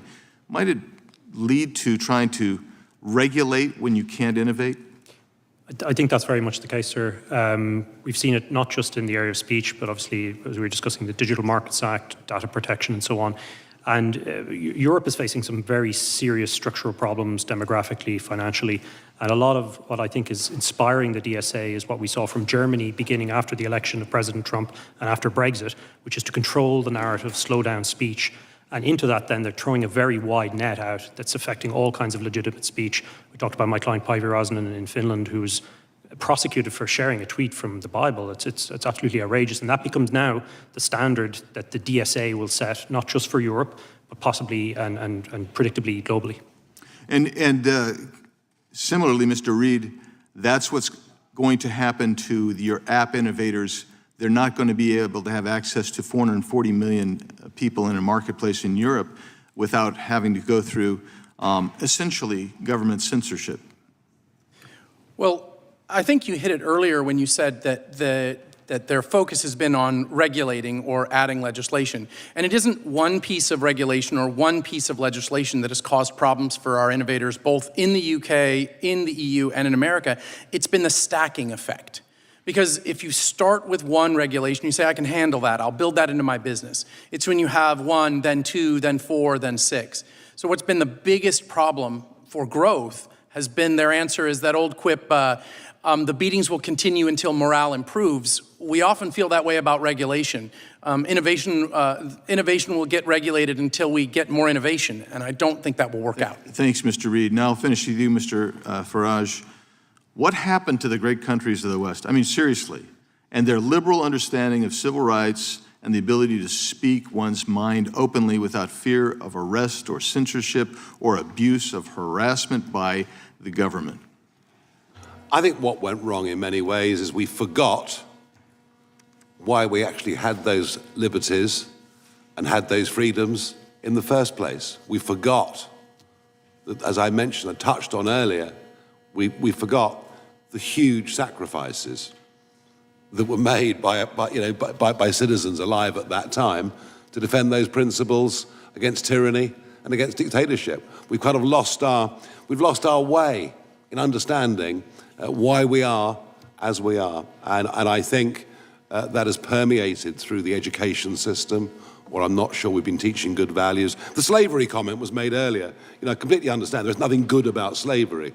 But take our country, we spent decades driving slavery off the high seas. So whilst we were perpetrators to begin with, we actually, in the end, drove it off the high seas. So we need to teach our kids a sense of balance about our history, about the sacrifice that's been made. That's my feeling. Mr. Chairman, I have some unanimous consent. Gentleman is recognized. This one, GDP growth comparison EU to US 1998 to 2023. This one, Biden's press freedom legacy, empty words and hypocrisy. Massive government censorship during and about COVID from the New Civil Liberties Alliance. The Fifth Circuit agrees that federal officials unconstitutionally coerced or encouraged online censorship under the Biden administration. This one, information during the pandemic suppressed. Feds blew $267 million fighting misinformation under Biden as Trump vows to ban censorship cartel. This one, how the FBI violated the privacy rights of tens of thousands of Americans. This one, Inspector General report on FBI's FISA abuse tells us one thing: we need radical reform. This one, UK comedy writer Graham Linehan arrested over social media posts criticizing trans activists. Why did Lucy Connolly receive a 31-month sentence for Southport tweet? Policing thought crime should have no place in the UK. Britain's emerging police state. Knock, knock, it's the thought police. As thousands of criminals go uninvestigated, detectives call on a grandmother. Her crime, she went on Facebook to criticize labor counselors. This one, UK steps up free speech crackdown as armed police arrest comedy writer Graham Linehan at Heathrow Airport. And this one, Britain's new thought police, how Labor plans to police your online speech. Thank you, Mr. Chairman. You bet. Without objection. Mr. Chair, I'd like to offer two unanimous consent requests. I'm not going to challenge the farce as much as the gentleman and others, but two that records letters to you, one to you and one to Commissioner Verkunen, pushing back on the framing of this hearing from 30 EU and U.S. academics. Thank you. Without objection. Gentleman from Georgia is recognized. Thank you, Mr. Chairman. Mr. Farage, welcome to the United States of America. This isn't your first time here, correct? Correct. You were here in 2024 in Milwaukee, weren't you?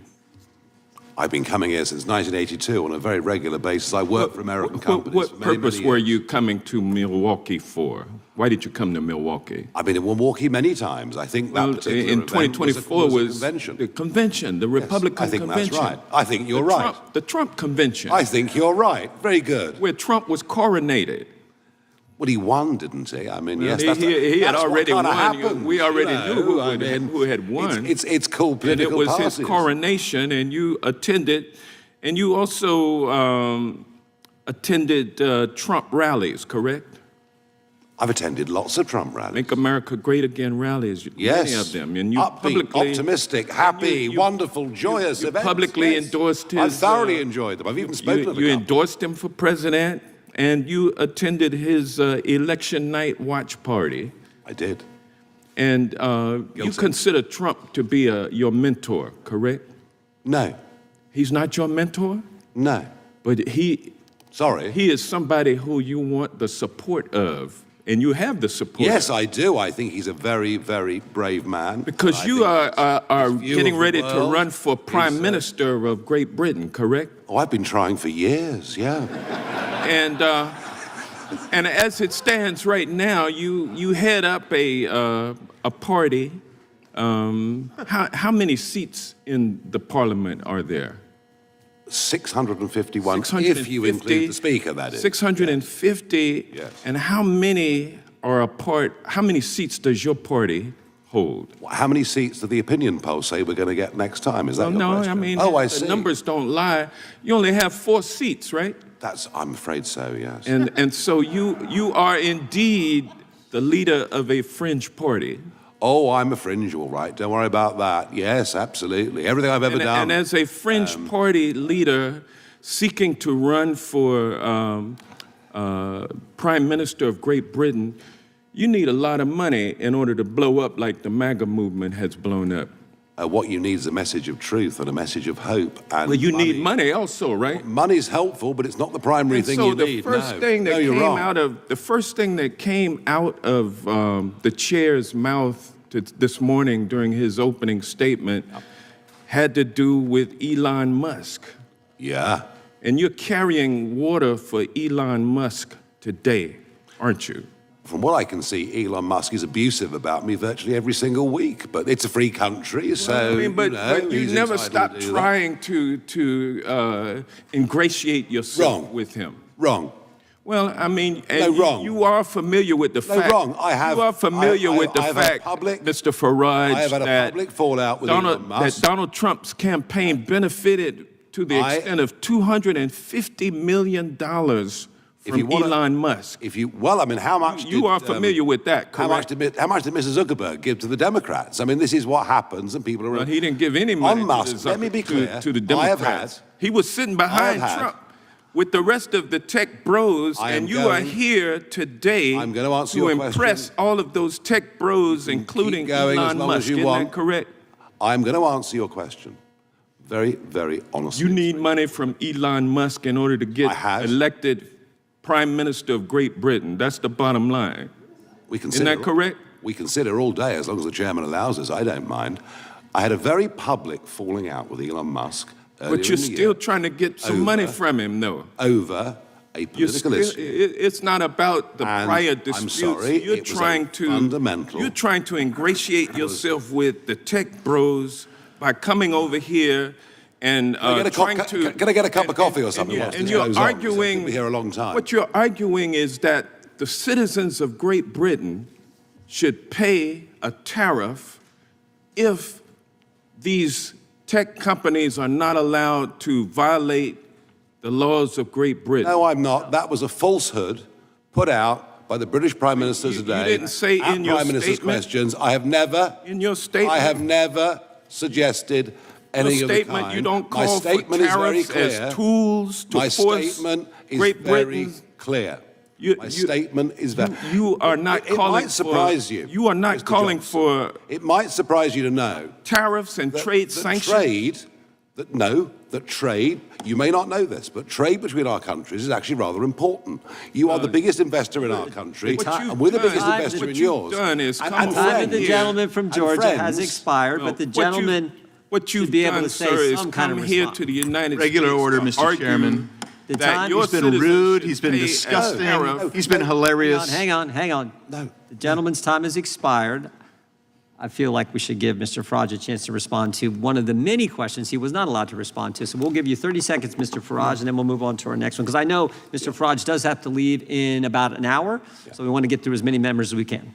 Number one, I had a public fallout over a political issue with Elon Musk.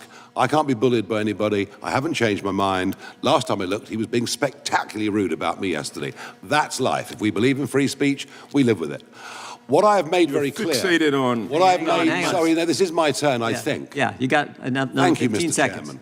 What I've made perfectly clear in this paper is the situation we've got with successive pieces of legislation, including now the Online Safety Act, is a danger to trade between our countries, and allies and friends and trading partners have honest conversations with each other. I hope many American companies and politicians have honest conversations with the British government. done it. I've not suggested sanctions at all in any way. Good luck on your race. The gentleman from California is recognized. Thank you, Mr. Chairman. First, I'd remind my colleague from Georgia that President Trump was openly nominated after decisively winning the primary votes across the country. That's in open contrast to the Democratic nominee, who has decreed the nominee of her party in spite of the fact she did not receive a single primary vote. So I would be a little careful if I were him about talking about coronations. I do agree with my Democratic colleagues that we need to be on guard against suppression of free speech, whether it's coming from the left or the right. But I disagree with them that the chief executive regulating the executive branch's communications or conforming executive agencies and grantees to executive policy is somehow a threat to free speech. The executive branch is designed to speak with one voice, a voice chosen every 4 years by the people. And I disagree with them that suing for defamation is an infringement on speech in a legal system where the truth is an absolute defense. The threat to democracy is from the government regulating other people's communications. Now, we're now discovering that the Biden administration used the FBI to pressure tech companies to censor the communications of the American people over a free discussion of everything from COVID policy and origins, the Russian collusion hoax, Biden family influence peddling, climate change. I myself was the victim of this censorship when I warned of the damage that the COVID lockdowns were causing. Now, democracy assumes that the best way to separate truth from lies, or wisdom from folly, or good from evil, or love from hate, is to place the two of them side by side and then trust the common sense and good judgment of the people to know the difference. But this assumes that the people have full and unfettered freedom to express themselves and to challenge the claims and opinions of each other. Now, some of our colleagues seem to be suggesting that we should transfer that prerogative from the people to the government. That's the very definition of authoritarianism. Mr. Farage, what are your thoughts? Yeah, I agree with that. I think you know, we are, as citizens, we should be free to make our minds up, to express our opinions, to a large extent to make our own mistakes, provided, and we all know there's a limit to free speech. You know, the professor talked about incitement earlier, and of course, you know, we would be absolutely joined together on that. We don't want incitement. We don't accept incitement. And if people put out something irrational or insightful, but very quickly put their hands up and apologize and learn their lesson, that's kind of how the world is. I do not want government to be the arbiter of what I should think. We have a word for that. It's demos kratis, rule by the people. So yes, democracy. I'm with you on that. I also agree with you that COVID, I touched on this earlier, it was during COVID when rational debate about many important issues, be it mask wearing, be it lockdowns, rational debate on these things was frankly stamped out, and this was supported by big social media companies, many, not GB News obviously, but many TV stations, etc. It's a very dark period that we're coming out of. In this country, what we're discovering is that was being done under pressure by the FBI, directed by the executive branch of the government under Joe Biden. But just briefly, how did this happen to the UK and the EU, and what lessons should we be drawing here today? Well, we joined the EU half a century ago, or the EEC as it was then called. It was a huge mistake, in my opinion. We forgot about common law, the kind of law that you guys have always enjoyed too. We sort of gradually transferred to a European way of thinking. We incorporated a Human Rights Act, which kind of meant really that, as opposed to being born free, under a human rights regime, the state gives you your rights, for which you're supposed to be incredibly grateful, but they can take them away whenever they like. So we lost our bearings. The UK lost its way. It became obsessed about doing things a European way, countries, frankly, that don't have that history of liberty, freedom, and democracy that we do. Finally, what do you see as the shape of things to come? Are we going to regain these freedoms or lose them? Well, ultimately, the people have to get what they vote for. And one of the reasons that we are seeing an extraordinary political revolution that is happening in parts of Europe, and if you believe the polls, what is happening in the United Kingdom right now is we want a government that comes in and gets rid of all these laws and starts again. And starts on the basis, yes, we want to try and protect kids, and we will do whatever we can that is practical to protect kids from serious harm online. But we will get back to the idea that I could insult you, you could insult me, Mr. Raskin and I can have our chats, but we do it, in a spirit that's not insightful and in a way that honors those who built our great countries. Thank you. Thank you. Gentleman yields back. Well done. The gentlelady from Washington is recognized. Thank you, Mr. Chairman. It wasn't too long ago that Democrats and Republicans on this committee together agreed to undertake a 16-month investigation into the anti-competitive practices of big tech companies. I represent many of them in Seattle, and proposed bipartisan legislation, which actually passed this committee, to restore fairness and competition for consumers and small businesses. That included the American Choice and Innovation Online Act, or ACOIA, which included similar common sense structural solutions to what the EU included in the Digital Markets Act. And it was a real recognition that these big tech companies are squelching competition and innovation, and that hurts consumers. It's a big turnaround then that suddenly the Republican majority wants to do something as absurd as use trade negotiations to help bolster big tech in Europe when EU has undertaken the very smart solutions that fight back against big tech monopolies and protect consumers and small businesses. Maybe it's linked to the fact that these big tech companies are now pouring money into Donald Trump's campaign funds. I don't know. Maybe it's because they're making all kinds of deals to screw consumers and preference giant corporations in exchange for campaign contributions and a 24-karat gold plaque to Donald Trump, like the CEO of Apple just recently did. It seems to me that the Republican Party has suddenly turned its back on small businesses, on competition, on innovation, and yes, even on free speech, which is apparently the topic of discussion today. In fact, one of our witnesses here claims to represent, one of the Republican witnesses claims to represent small and medium-sized app developers, but his organization gets more than half of its funding from Apple, the very giant corporation that those same small and medium-sized app developers are trying to fight. Make it make sense for me. Now we have this hearing centered around so-called free speech and so-called censorship, not here in America, but in Europe. Well, what about right here at home on U.S. soil, the censorship by the Trump administration, the Republican Party, on anything that they don't agree with?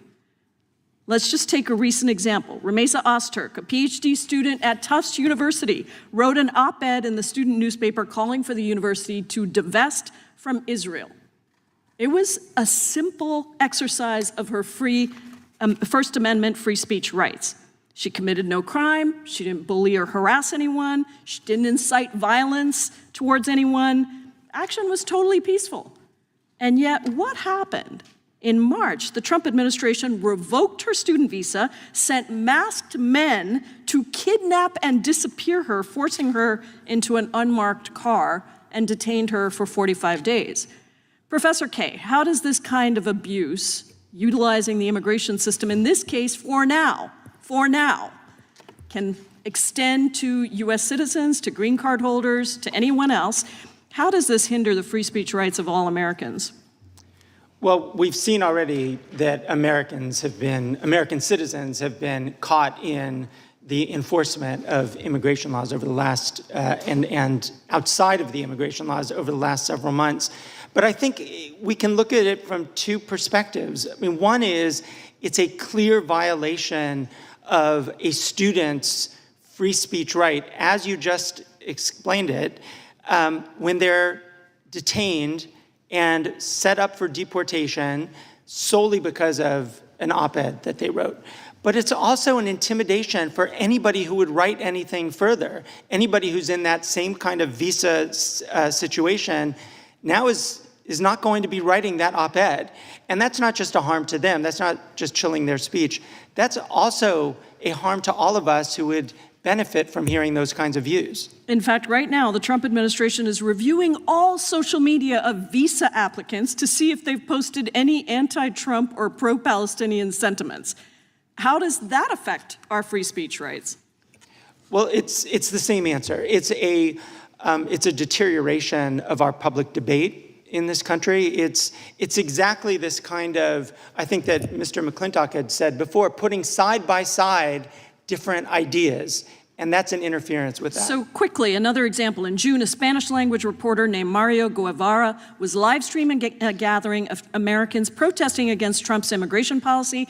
The police arrested him on bogus misdemeanor charges that were later dropped. A few days later, he was detained by ICE. Now we've got a government that arrests a student for writing an op-ed, filters the speech of visitors, and arrests a journalist for covering a protest. How does that compare to free speech practices of other countries?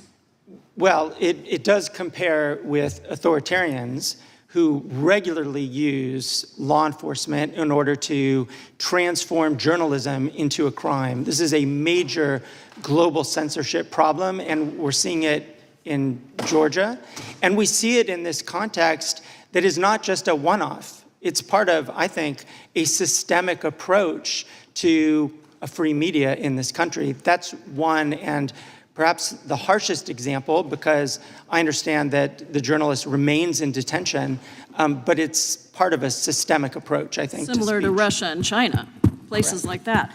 Mr. Chairman, I yield back. I have some unanimous consent requests. Do you want to go now, or do you? Yeah. All right, go ahead. Thank you. I ask for unanimous consent to enter into the record a letter from the Open Markets Institute. Without objection. Another one, a letter from the Tech Freedom Association raising concerns with the FTC's inquiry on censorship. Without objection. And a final one from I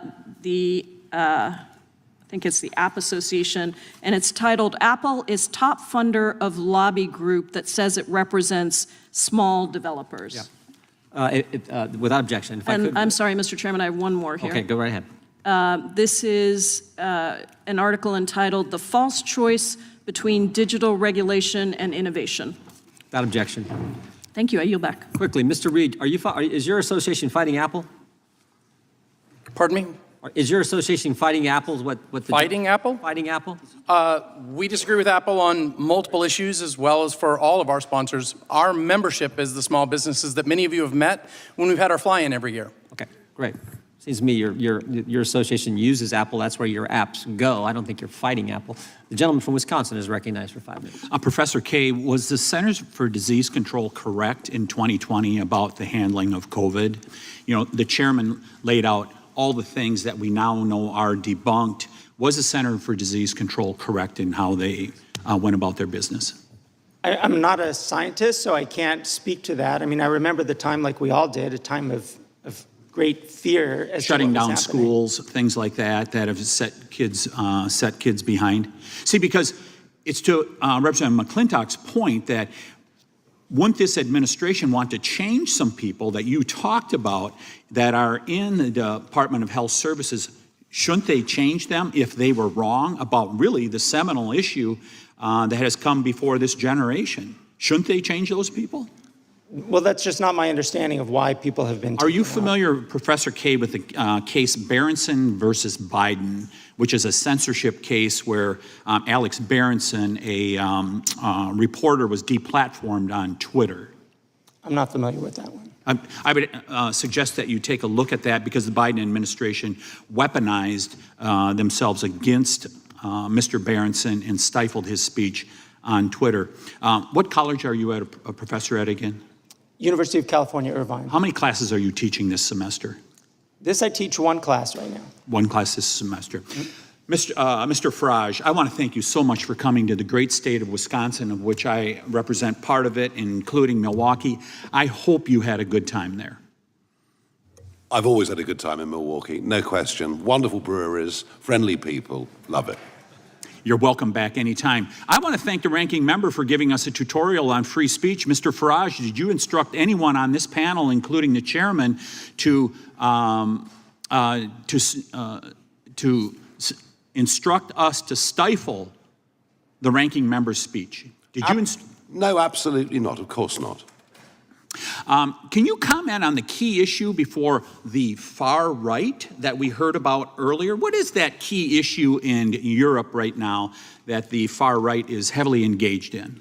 Well, if you're in the I'll speak for the United Kingdom. If you're opposed to illegal immigration on a mass scale and the huge cost to the taxpayer and the risk to our communities, then and if you like the flag, our national flag, then apparently you're far right.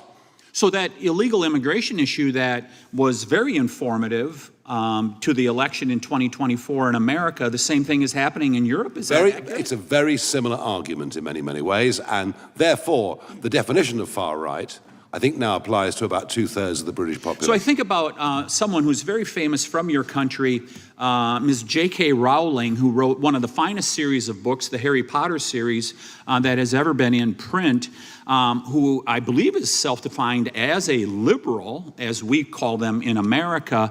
Hasn't she even been threatened for a position she's taken in regards to transgenderism? Yes, she very much comes from a liberal wing of politics historically, but she's taken a view that women should be safe in women's spaces. That means changing rooms, etc. That's all she said. And by the way, that's something that our Supreme Court recently actually did back up, the fact that there are fundamental differences. And this is not to launch an attack on anyone that's trans, just to bring some common sense in. And she has faced cancel culture and abuse on a huge scale. I would just, one other comment in regards to the ranking member's opening statement. He was saying that we are stifling speech here in America, including PBS, by defunding them. I would suggest that the ranking member look at the news that came out in the past week. It is very good news for PBS, where the Ford Foundation and other foundations have said they're going to put in tens of millions, if not hundreds of millions of dollars to make sure that they stay on the air. Protecting the American taxpayer, I think that is a great thing that we were able to do with the One Big Beautiful Bill. Final question for Mr. Price. How is the problem going to be fixed? And can America help? Yes, America can help. The spotlight that has already been shone on the problem by the administration, by the amazing work that this committee is doing here, is hugely welcome by those of us who support the human right to free speech. We have people who are suffering under unjust prosecutions in Europe right now. I've outlined a lot of them in my written submissions, and it's only because of the support that's coming from this side of the Atlantic that we're able to see possibly a brighter future. And we will continue those efforts. Thank you. I yield back, Mr. Chairman. The gentleman from Maryland is recognized. Thank you, Mr. Chairman. You know, when I was a professor of constitutional law, I used to teach my students that freedom of speech is like an apple, and everybody wants to take just one bite out of the apple. Somebody doesn't like left-wing speech. There's a bite. Somebody doesn't like right-wing speech. Somebody doesn't like feminist speech. Somebody doesn't like sexist speech. And everybody just wants to take one bite. But if we let everybody take a bite, at the end of the day, there's no apple left. It's all gone. So if you want to defend free speech and you want a society that's defined by free speech, you've got to accept even the speech you oppose, the speech that you abhor. Now, Professor Kaye, we want to try to bring some objectivity to the conversation. I looked up the Reporters Without Borders rankings of every country in the world, according to press freedom. Norway was number 1. North Korea was number 179. It's like a totalitarian dungeon. The UK was number 20. The US was number 57 under Trump, down from 45, where it was before. Russia, which some people here lionize, was at 171, right? So if we were going to undertake a serious study of the state of press freedom all over the world, for example, where should our focus be? I appreciate that question. I have a very long list that I could highlight. But just tell us methodologically, quickly, how we should go about doing it if we wanted to undertake this in a serious way. Absolutely. I mean, I would really use the lens of what do we need as a democracy in order to be well-informed, in order to make choices about our democracy, to make choices about our health. What do we need? We need an open press. We need open government. We need access. We absolutely don't want to see websites scrubbed, as this administration has done. So I would look at it through that lens, through the lens of what we need in order to have a democracy. Gotcha. Mr. Farage, first of all, to be called charming by you, a man of your evident erudition and dazzling brilliance, is undoubtedly a Lifetime Achievement Award for me, so I will hold it closely. But I wanted to ask you about your commitment to the freedom of speech universally. I think it's a principle that you advocate for everyone, not just for people who are in your party or people you agree with. You said that there should not have been a protest against the Gaza war in the UK. And then when it went ahead, the police refused to shut it down. You called them gutless for not shutting it down. Do you regret having opposed that, given that there was no violence there and there were 700,000 people who wanted to express themselves that day? I have not opposed people standing up and protesting in favor of people living in Gaza at all.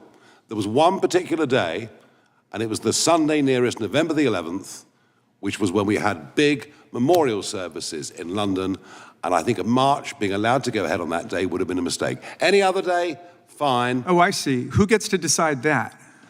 Well, I think actually something that is embedded in the country, something that is absolutely fundamental to That's why we have a written constitution. You might take that idea back to the UK with you. Well, because the freedom of speech applies 365 days a year here under the First Amendment, not 364 or 363, depending on some politicians heckling the government and telling them to shut down free speech. We have allowed mass pro-Gaza demonstrations in London weekend after weekend. No thanks to you. All right, let me change. This was let me try another one. particularly sensitive day. That's all. I got you.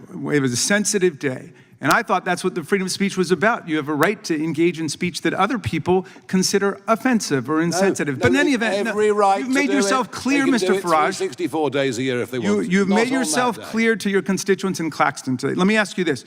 You've banned journalists from your political events that you disagree with, haven't you? No, in fact, I'm the only political Really? leader At your in Britain. convention, you didn't ban journalists and revoke their credentials? You know, I take the average press conference, I take 25 questions. No, that wasn't my question. Mr. Farage, we're politicians, so we see what you're doing. I'm asking you a direct question. Well, thank you. I'm very pleased I'm asking you a direct question, and I hope you can answer it. Why do you ban journalists who oppose your views from coming to your events? Why did you tell your party, why did you tell the local government not to do interviews with your local newspaper? I'm the most open person to any journalist. Undoubtedly, you're the handsomest man in the world. But I'm asking you a different question, okay? That's not my question. My question for you is, and it's legit, why do you ban journalists that you disagree with from your political events, like from your convention? I don't. Okay, and you say you've never done that? I can't think, if I go back the last 25 years, I can't think of banning anybody. But I mean, maybe somebody else did. But look, I see. It was somebody else who did. I repeat the point. I take more questions. All right. From journalists. Do you have all any the other objections? leaders added up together. Okay, Mr. Price, let me ask you. You're an honest man. Do you have any objection to the things you've heard about what Donald Trump is doing in the United States of America, going after law firms, for example, banning them from federal buildings and federal courthouses, stripping them of security clearance, saying they can never get federal jobs or contracts because he doesn't like something one of the lawyers at the firm did? Do you think there's a First Amendment problem with that, as our courts have found? There's a lot of information you've put into that. It's good to talk to you again after London. Yeah, have you followed that at all? I haven't. I have to be perfectly honest with you now. Okay, do you have any problems with anything Donald Trump has done with respect to free speech and freedom of expression in America? or you just haven't followed it? I'm not as well. There are plenty of people here better informed on American matters than I. And we are. So thank you very much. And Mr. Chairman, thank you for your indulgence. I yield back. I thank the gentleman. My guess is Mr. Farage takes press questions probably as often as President Trump does. These are two guys who aren't afraid to talk to the press and take any question that comes to them. We've seen that displayed time and time again. The gentleman from California, Mr. Kiley, is recognized. Thank you, Mr. Chairman, and it was an honor to be with you and the ranking member as we had the chance to see firsthand what's going on in the EU and in the UK. Maybe this Raskin-Farage show could become a recurring event. It's gotten very interesting on both occasions. But I'd actually like to direct my questions to you, Mr. Price, at first. It's good to see you again. I think that those of us on the trip were really alarmed by the ways in which the tide is turning against free speech in the UK and the EU. And I think that there actually was quite a bit of bipartisan agreement among the members of our delegation on a number of these issues. So I was hoping you could give us a little context of what you think explains this. And I think that we understand that not every country needs to have has a First Amendment or needs to have the exact same standards or the exact same exceptions or the exact same ways that the law is applied. But we've always, I think, felt it important that we have an alliance with our European allies around the issues of freedom that stands in contrast to authoritarian regimes around the world, like in Russia, like in China, places where they don't have free speech. And so to the extent that these values are fraying among our allies, then it really harms our ability to stand up for the values of freedom around the world. So what do you think is going on? How can we sort of strengthen our alliance with our European allies around the issue of freedom of speech? Thank you, sir. Well, what we've seen, sadly, over many decades, and it's accelerating, has been a consistent use of overbroad, vague laws to crack down on speech that's regarded as provocative or unorthodox. And I can give you, and I have given examples of the clients that I'm involved in representing, where they've been simply speaking about their faith publicly or where they've been offering to talk to people. So things have reached a crisis point, though, and this is why I think it's important that Vice President Vance and the administration have intervened. And one thing I would say, without divulging any contents of conversations, but Representative Raskin and I had quite a good conversation about just how bad things had become in Europe. And I agree with you. I think there is a bipartisan realization, certainly on this committee, and I commend the work that it's doing, about the nature of the problem in Europe. With the DSA, though, we find then the European Union stepping into speech, regulating it, and bringing that restrictive model global. And this is where I think really the work that's been happening here is crucial, because we can't allow that to happen, because we're going back to COVID-style censorship all over again. Thank you. And of course, it's doubly concerning when this actually implicates the free speech rights of Americans. But I would hope that moving forward, we can try to work with our counterparts in Europe to try to get back to having these shared values around freedom of speech, and we don't continue to see a divergence. Mr. Reed, I also wanted to ask you about the DMA, because I know you represent smaller app developers, but we also spoke with folks who represent Apple and Facebook and others, and it's a matter of public record the way that these companies are now sort of uniquely targeted under this law and the similar law in the UK. And honestly, it caused me to sort of see some of the ongoing negotiations around tariffs and other issues through a somewhat different lens, because the way that American companies are being targeted with the DMA really is a tax or imposes or is a direct transfer of wealth from our country overseas. And these are some of the sort of non-tariff barriers that American countries are now facing. So could you give me your perspective on that and the DMA more broadly? Right. It's ironic that, as you say, it's a non-tariff trade barrier, but the ultimate biggest loser is usually the smaller and medium-sized companies. Earlier, we heard a member of this committee just talk about bills here in the United States. The irony of those who supported those bills were also billionaire companies. We joked about the fact that it was the trillionaires versus the billionaires who went to war. And the problem when that happens, if any of you run a small business, is the small guy gets crushed. And what's happening with the DMA in Europe is their desire to put pressure on the U.S. companies means that there are fewer services, fewer features, and less trust are available for the smaller businesses to take advantage of. And that's how we get crushed, and that ends up being a, as you say, a non-tariff trade barrier, because it puts the very companies that could compete with these giants at a disadvantage when they have to meet those new tests. Thank you. And I think that this is going to be an important issue for us to remain focused on, as to how we can alleviate these barriers that our companies are facing that honestly are hindering innovation in Europe as well. I yield back. Yield back to the chair. Real clear on the most recent situation. Maybe I'll direct this, Mr. Farage. So Graham Lineman is an Irish citizen who posted something while in America and then gets arrested when he goes to the UK for some, quote, offensive post online. Is that accurate? That is absolutely right. Yeah, that's where this is all headed. That's exactly where this is all headed.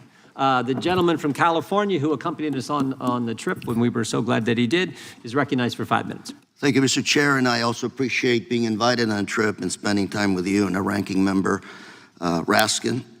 Very informative.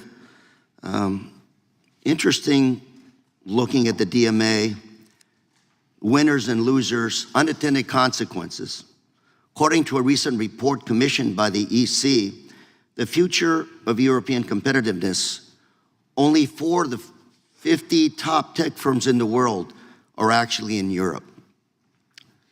As a Californian, I found it very interesting that a lot of the European entrepreneurs move out of Europe, move to the US, specifically California, to grow, and then possibly move back to Europe.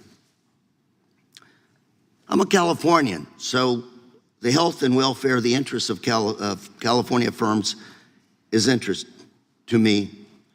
And seeing hundreds of millions of dollars in fines under DMA's nebulous violations being levied against California firms, money that could be best spent on R&D in many ways, is very bothersome.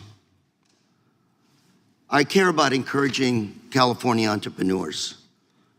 We have the most successful entrepreneurs in the world today, yet they are essentially being targeted by the EU and other foreign regulations. California, this money is better, again, invested in creating jobs in California. And by the way, a lot of these firms that are actually being fined actually pay taxes in California. Today, California recently passed up Japan to become the 4th largest economy in the world. California is the number 1 producer of ag products in the world, number 1 in terms of venture capital in the US, number 1 manufacturer. We pay $100 billion more to the US federal government than we get back on an annual basis. So despite all the challenges we have in California, we actually know how to do it right.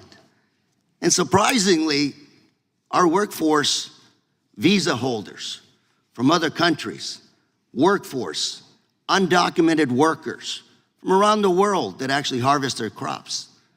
Manufacturing, we are the top manufacturer in the United States in terms of state. A lot of undocumented workers there. So California, we actually can manage pretty well. The best managed state, I would argue, in the union. So Mr. Reed, I'm gonna ask you, given your association with these small firms, how is the DMA affecting our California firms as they try to grow in the European Union? The ex-ante regulation creates barriers of entry. What do you mean by ex-ante? Explain that to me. In simple terms, it means that the European Union is determining the behavior before the bad act has happened. It's before it happens. So they're fining before the actual behavior? They're not just even fining, they're setting the rules by which you could be fined. The best way to think about it is they're saying, mother may I. If you remember the game Mother May I, they're asking companies to go forth and say, can we do this? And then the commission says, well, yes, you can, or yes, you cannot. We traditionally in the United States have taken an ex post, meaning, did you deceive someone? Did you lie? Did you cheat? Did you steal? And then you're punished. Unfortunately, the EU is taking a Mother May I approach rather than a punishment approach. And that harms California businesses because it makes it a lot harder to get in the door. Mr. Price, you're from Irvine. Sorry. Yes? Mr. Price? Yes. Tell me a little bit about Irvine. California firms and how the DMA. Well, Irvine, by the way, a lot of biotech, high tech. I think you might be referring to Professor Kay. Mr. K. I'm sorry, go ahead. Mr. K, Irvine. Yes. Yes, I teach at the University of California at Irvine. I actually wanted to respond to two of the points that you're making, in part because... You got about 20 seconds. Go. Thank you. In part because this hearing is entitled as one dealing with censorship, and we're spending quite a bit of time talking about defending companies. And two things I just wanted to mention. One is the DMA doesn't specifically discriminate against American companies any more than it does against California companies. And the second is that I think it's important to think about the other... Mr. Price, what would you say to that? In relation to discrimination, yes, they've designed the rules in such a way that they almost perfectly encompass American companies, particularly under the DSA. So if you're setting the rules and they just happen to throw a net over a particular target group, I think you can legitimately infer from that that was the intention.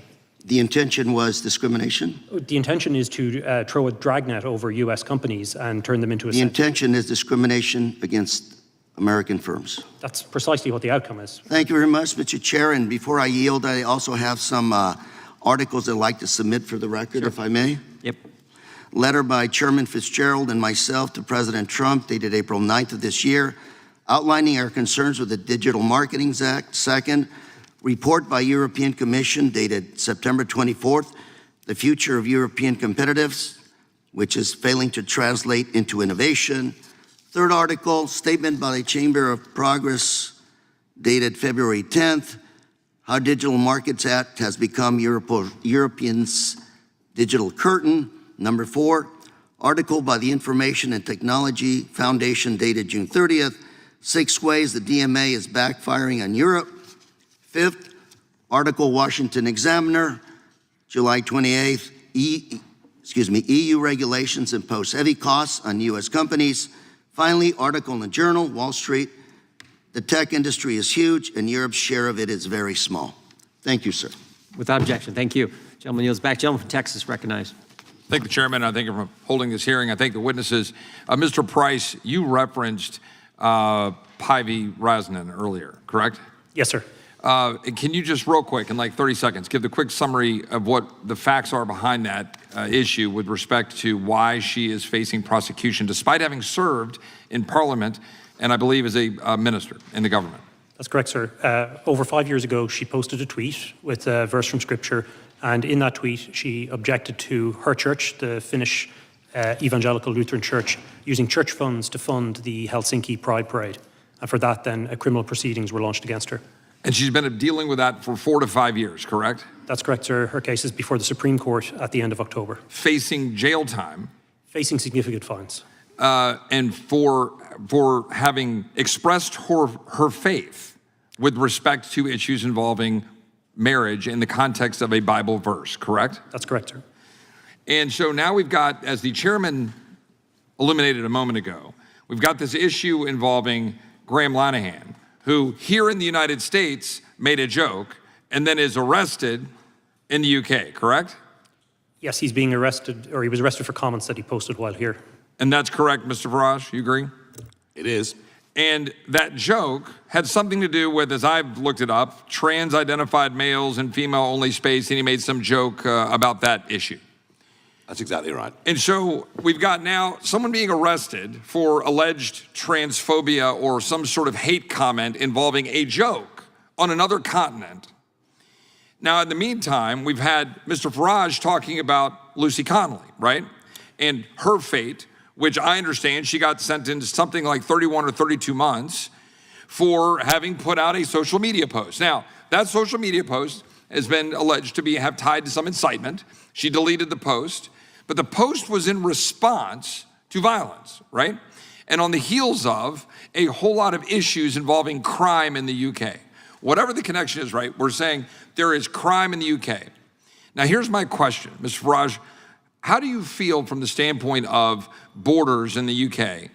Are open borders healthy for either the United States or the UK? No, they're disastrous. And are they having a deleterious effect with respect to crime and culture in the UK? Yes, they are. It's been a debate that's been very difficult to have without being screamed at, but we are now having that debate. And so now we've got a moment here where we've got someone being put in jail for putting out something on social media that is allegedly transphobic. And so my question is, I wonder what's going to win out? What's going to win out when the questions of Islamophobia and the tenets of Islam mash up against transphobia? What will the determiners of truth in the UK government decide? What will those who make decisions about what we can say and what we cannot say do when these worlds collide? Would you have any comment on that, Mr. Farage? In the Lucy Connolly case, it's very interesting that this horrific murder of 3 young girls happened. The country was in very deep shock, very deep shock. The government deliberately withheld the truth about who the perpetrator was. And it led to a sea of speculation. It turned out ultimately that the man that committed those murders was in fact UK born, had not come over on a boat, as was being said on social media. Just goes to show that actually, however bad the news is, people deserve to know the truth about a situation. It stops that frenzy of speculation. Who's going to win these great battles? I think that there is a growing, silent majority, certainly in my country, who object to the 2-tier concept that, you know, Lucy Connolly gets 31. And by the way, there were mitigating circumstances for what she said with her own personal situation, but she's arrested very quickly. She's threatened that if she pleads not guilty, she'll go straight to prison and be on remand until the trial, and goodness knows when. We're not defending what she said, but she recognized her error, you know, in a moment of anger and passion and upset, and she withdrew it 3.5 hours later. I think that the answer, Mr. Roy, is that the silent majority will win. The silent majority will win, good will triumph over bad, and common sense will be returned. It won't happen quickly. It won't happen quickly. As I've already outlined, there is coming down the tracks an Islamophobia law, which would divide speech even more widely than it is now. But in the end, common sense, decency will win. Is Sharia law consistent with Western values? No. Thank you. I yield back. Gentleman yields back. The gentleman from Florida is recognized. Thank you, Mr. Chairman. Mr. Farage, thanks for being here, coming across the pond. I'm sorry to hear you're leaving the hearing early. Well, it's not a question of leaving the hearing early, but I do have other things to do. Yes. Oh, where are you going? I'm so sorry about that. That's okay. Where are you going? It's not lunch, I promise you. It's not lunch. You're not going to have lunch. I don't think so, no. No lunch. Sad, isn't it? You're meeting with the president? I can't remember what the schedule is. It's possible. You can't remember if you're meeting with the president. I'm being very polite, and I'm not going to tell you what I'm doing this afternoon, but I can assure you that... But there's the free speech hearing. You're not going to tell me what you're doing this afternoon? Free speech is one thing. Discretion's quite another, too. Okay. All right, so you're leaving to have lunch with the president. So, Mr. Farage, I have a question. Have you heard about the Epstein thing that's going on here? I have. You have? What do you think about it? I'm not going to give comment on anything happening in America. I'm here as a witness. Perfect. I'm here as a witness. I'm here as a witness for what is happening in the United Kingdom and in the European Perfect. Let me just go through it. So it's been 9 months, right, since we've been meeting in these hearings. We've not had Pam Bondi here, even though we have jurisdiction over the Department of Justice, not Dan Bungie. The gentleman yield? Not Kash Patel. I will 100%. We'll go back and forth. Let me just do my thing. Okay. Well, I'm just going to correct. Kash Patel's coming in 2 weeks. I'll give you an extra 10 seconds. Kash Patel, Director of FBI, is coming in 2 weeks, and the Attorney General's coming in 4 weeks. Fantastic. But still, we're not doing that this week. The week we're having votes on the Epstein thing. So, you know, Pam Bondi gives the influencers, these Republican influencers, a binder. It says Part 1 of the Epstein files. No one of you saw it. It was quite spectacular. The Attorney General then says the Epstein list is on her desk. Then DOJ issues a memo, says there is no list. Then, you have any questions about any of that? We've had no hearings on any of that at all. That you know, the list is on my desk, then there is no list, then we gave binders to Republican influencers. This committee said no questions on any of how that transpired at the Department of Justice. Then hold on. Well, it sounds like you're going to in the next few weeks. So that's a jolly good thing. Mr. Farage, we can talk soon, but not yet, okay? Right. So, you know, then the president comes out and says the whole thing's a hoax. He blasts his own base. He blames Barack Obama. I mean, he hasn't been president for a very long time. Republicans then in committee vote against the release in the Rules Committee. Then Republicans refuse to go back in the Rules Committee because they're getting blasted for their vote, getting crushed by their own base. Congress leaves a day early. Then the administration sends the Deputy Attorney General to meet with Maxwell in jail. He happens to be Trump's former personal attorney. She says something favorable about the president. Miraculously, she gets transferred to a minimum security prison. The president starts talking about how he has the right to pardon her if he wanted to. The leaks to the Wall Street Journal then stop. We come back from break. We have the Massey petition. Comer does a document dump where 97% of these documents are already public. How long has he had those documents? Why hasn't he released them for the last 6 weeks? Does it the day of the vote. Then Republicans drop a non-binding resolution trying to kill the Massey discharge petition. The White House said passing the Massey discharge petition is a hostile act. Wow. That's a lot of distraction and deflection and misinformation. Wait, passing a discharge petition to release the Epstein files, the White House said would be a hostile act. Nope, we have no questions about that. But why? Why is it that we're spending so much political capital to keep this list from coming out? You think the list should come out? You think we should know the people who dealt with Mr. Epstein, Mr. Farage? I thought I was coming to a hearing on free speech, not process. Oh, well, listen, but here's the And good... That sounds like you're discussing process. No. Do you think the list should come out? I have no opinion on it. I don't know at all. So we have victims that were sexually abused by potentially people in power, and we don't know who's on the list. I'm very happy. Hold on, Mr. discuss that Farage. with We don't you know who's on the list. We don't another know. time. We don't know who's on the list. We don't know if the president is or is not. I'm not going to say he is or isn't. I'm just going to say these are weird behaviors. We don't know that there aren't other people in Congress that are on the list. Right? We have no idea. Do you think the list should come out? You think people in power should be held to account for these victims who have been sexually abused and assaulted? You think the list should come out? I think that I'm very happy to come to a different hearing where you talk about legal process. Okay. But today, Will the gentleman yield for a quick question? I will stick to Were free you speech. aware that he has already called for the Epstein file to be released? It has been reported that he has called for it to be released. Oh, yeah, right here. Just to refresh your memory. Yeah, but I happen to have this. But that's not How what random. But that is not. Look, you can ask me if you like about Do you agree social with security yourself? policy. Do you agree with We are yourself?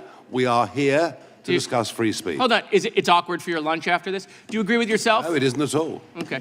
Mr. Chairman, I'm just curious. This committee has jurisdiction over the Gentleman's Department of time. Justice. Yeah. Why have we allowed Comer to cover this up for the last couple of months? As I said, why is this committee not I taking said 6 weeks jurisdiction? ago that we will have the FBI director in, we will have the attorney general in, and we are doing that in 2 weeks. You can go through that whole list. That whole list, you can do whatever you want to do with, I got lots of questions for the FBI director, including the whistleblower who came forward and told him that Adam Schiff leaked classified information. I want to ask him about that as well as the issues you all want to ask him about. That's why he's coming, so we can ask all these questions and follow the process, as Mr. Farage just talked about. Mr. The Chairman, gentleman from Virginia. unanimous consent. Unanimous consent? I'd like to enter the political article into the record that Mr. Farage said the Epstein file should be released. Without objection. The gentleman from Virginia is recognized. I thank the chairman. I want to talk about censorship tools that are being used by Europe and protectionist measures that have major consequences for U.S. companies and free expression worldwide. I'm glad to have you all here to get your views on those issues. Mr. Farage, you've called the Online Safety Act a borderline dystopian censorship regime, and many agree, including myself, that the law badly overreaches.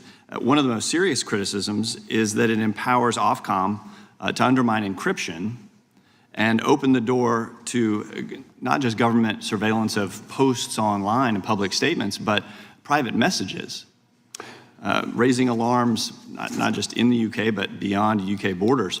Vice President J.D. Vance has warned this could threaten Americans' privacy as well. Do you recognize that this is not just a domestic issue for the UK, but a global one, and if you become Prime Minister, what assurances would you give allies that the UK will not undermine end-to-end privacy standards? You have my absolute word that a reform government will repeal the Online Safety Act and will go right back, actually, to legislation back to 2010, under which these whole concepts of hate speech have begun to be interpreted in UK law, and we will do that. Do we want to protect kids? This is the big question. Yes, we do. We need to find means, we need to find ways. I half suggested earlier that hardware could be part of the solution, but yes, we want to protect, to encourage and let free speech flourish. You've said Reform UK has access to some of the best tech minds to design alternatives. How do you propose to balance protecting children without scanning private messages or weakening encryption? I think, well, as I said, look, I don't have all the answers to this, but the British Prime Minister says he has got the answers to this. Well, if it's about protecting kids, why does the legislation give Ofcom the most extraordinary and frankly arbitrary powers? And why is there the establishment under the Act of an elite police force unit to monitor what is said online? So, it's far better to be honest and say we don't have the perfect solutions than to pretend we have with legislation that is a sledgehammer that misses the nut. Thank you. Mr. Price, the EU's Digital Services Act imposes liability for so-called systemic risks. How does that chill religious or political speech, and do you see conflicts with First Amendment principles? That's correct. The systemic risk provision, I think, constitutes a form of content moderation that they're misrepresenting, frankly, in their letters to you. And where the systemic risk provisions talk about, in fact, damage to what they call civil discourse. And we've already seen prosecutions, including clients of ours, who have been prosecuted for, among other things, praying silently, discussing the differences between Christianity and Islam, tweeting a verse from the Bible. So if these constitute systemic risks to civil discourse, the EU has the power in terms of this content moderation provision to step in. Damage to civil discourse seems a little broad, doesn't it? Absolutely. Mr. Reid, the EU's Digital Markets Act and the UK's Digital Markets Competition and Consumers Act are sold as pro-competition, but don't compliance costs just burden small app developers? Absolutely. The problem is that it's interesting as you talked about how do you do a better job. You asked how do we do a better job to protect children. One of the ways we do it is by empowering parents to be good parents.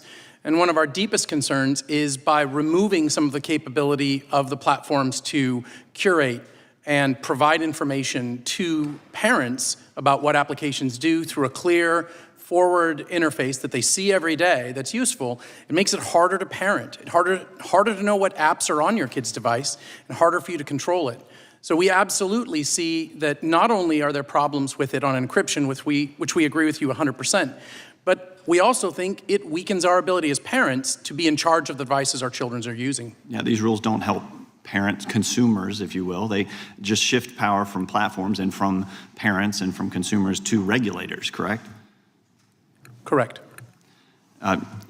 Do these regimes create a level playing field for U.S. firms, or do they advantage European competitors at the expense of American innovation? Well, the original thought behind the DMA was that Europe had not been successful in creating their own industry, as was alluded to by several other members of Congress, and Congressman Correa noted it as well. Europe's economic potential has slowed while the United States has grown incredibly.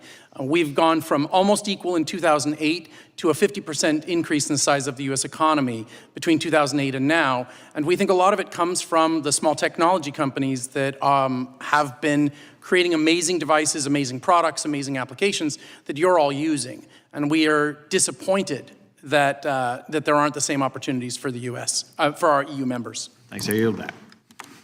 Gentleman yields back. The gentlelady from Pennsylvania is recognized. Thank you, Mr. Chairman.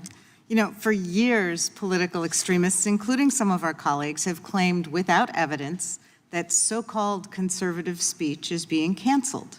But the speech at issue is not conservative political speech. It's hate speech, including incitement to violence, threats and harassments of particular people or groups, and lies about almost everything from election results to health care. And there's nothing conservative about any of that. So today's hearing appears to be one more attempt by these extremists to claim victimhood, promote falsehoods, and normalize radical ideas, all while attacking others. Today, our Republican colleagues claim that our European allies pose the biggest threat to Americans' free speech today. Seriously? There's an all-out assault on the First Amendment in the U.S., but it's coming from inside the House, the White House, the executive branch of our own country.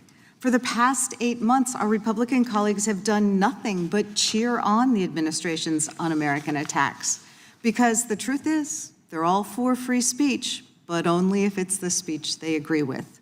I'd say if you really want to talk about censorship, let's talk about how this administration, with the support of our MAGA colleagues, has tried to strangle speech and ideas that it doesn't agree with when that speech comes from the free press, college campuses, law firms and judges, library books, the Smithsonian museums, responsible investors, scientists, dedicated employees with deep expertise, and more. We've seen this White House use executive orders, threats and intimidation, illegal withholding of federal funding, raids by masked and armed police, and even sending military troops onto American streets to shut down opposition to this administration's policies. Professor Kaye, you are an internationally recognized expert on freedom of expression and have studied the growing assault on free speech and civil society around the world. In your testimony, you said that the situation in the U.S. raises serious alarms. Can you elaborate on that? Yes, well, thank you for the question. Everything that you just mentioned is alarming. The assaults on the press, on universities, on public protest, all of those things, I think, are the kinds of things that historically the United States has fought against. So all of those things are very problematic. And I think that one way to think about them, perhaps, and it's useful in this committee, actually, in the context of this committee, is to think of those things that the Trump administration is doing as a contrast to something like the DSA, right? So the DSA sees a problem, which I think is a problem shared or perceived on both sides of the aisle, which is massive platform power and also the kinds of content that you alluded to. But the DSA doesn't create any new rules that allow either the European Commission or countries to censor. It is a transparency regime. It's a risk assessment regime. It's actually researcher access. It's actually a tool to give us information about what's happening online. That's in just sharp contrast to the kind of issues that we're seeing in this country, which are very much focused on criticism and content. Yeah, I think my colleague, Ms. Jayapal, talked about the fact that we had a very robust investigation of big tech in prior Congresses, which has kind of been shut down by a new alliance between big tech and the Republican Party. But it is about dealing with the real issues and the very real power that these big tech platforms have and trying to provide tools for ordinary citizens to fight back against disinformation or harmful content. Can you talk a little bit about that? Yeah, absolutely. I mean, if you think about one tool that the DSA offers, it's this assurance that individuals will be able to challenge, to appeal content moderation decisions. That is not something that is allowed or mandated by law in the United States.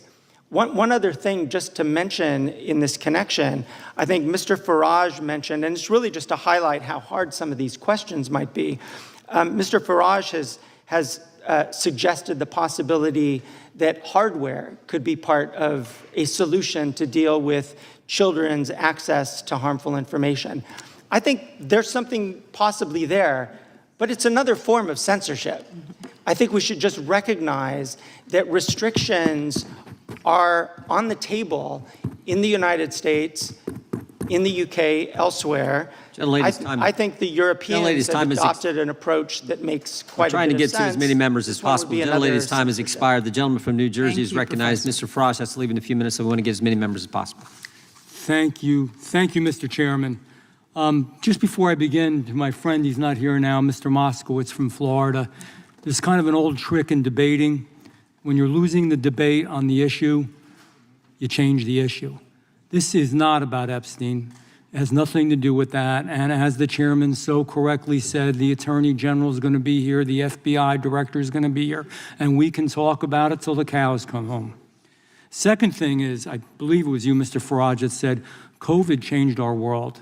And in many ways, more than just a biological disease, what it did to us psychologically, governmentally, philosophically was really bad. And we're still not out of it yet because of what happened then. We're losing our freedoms.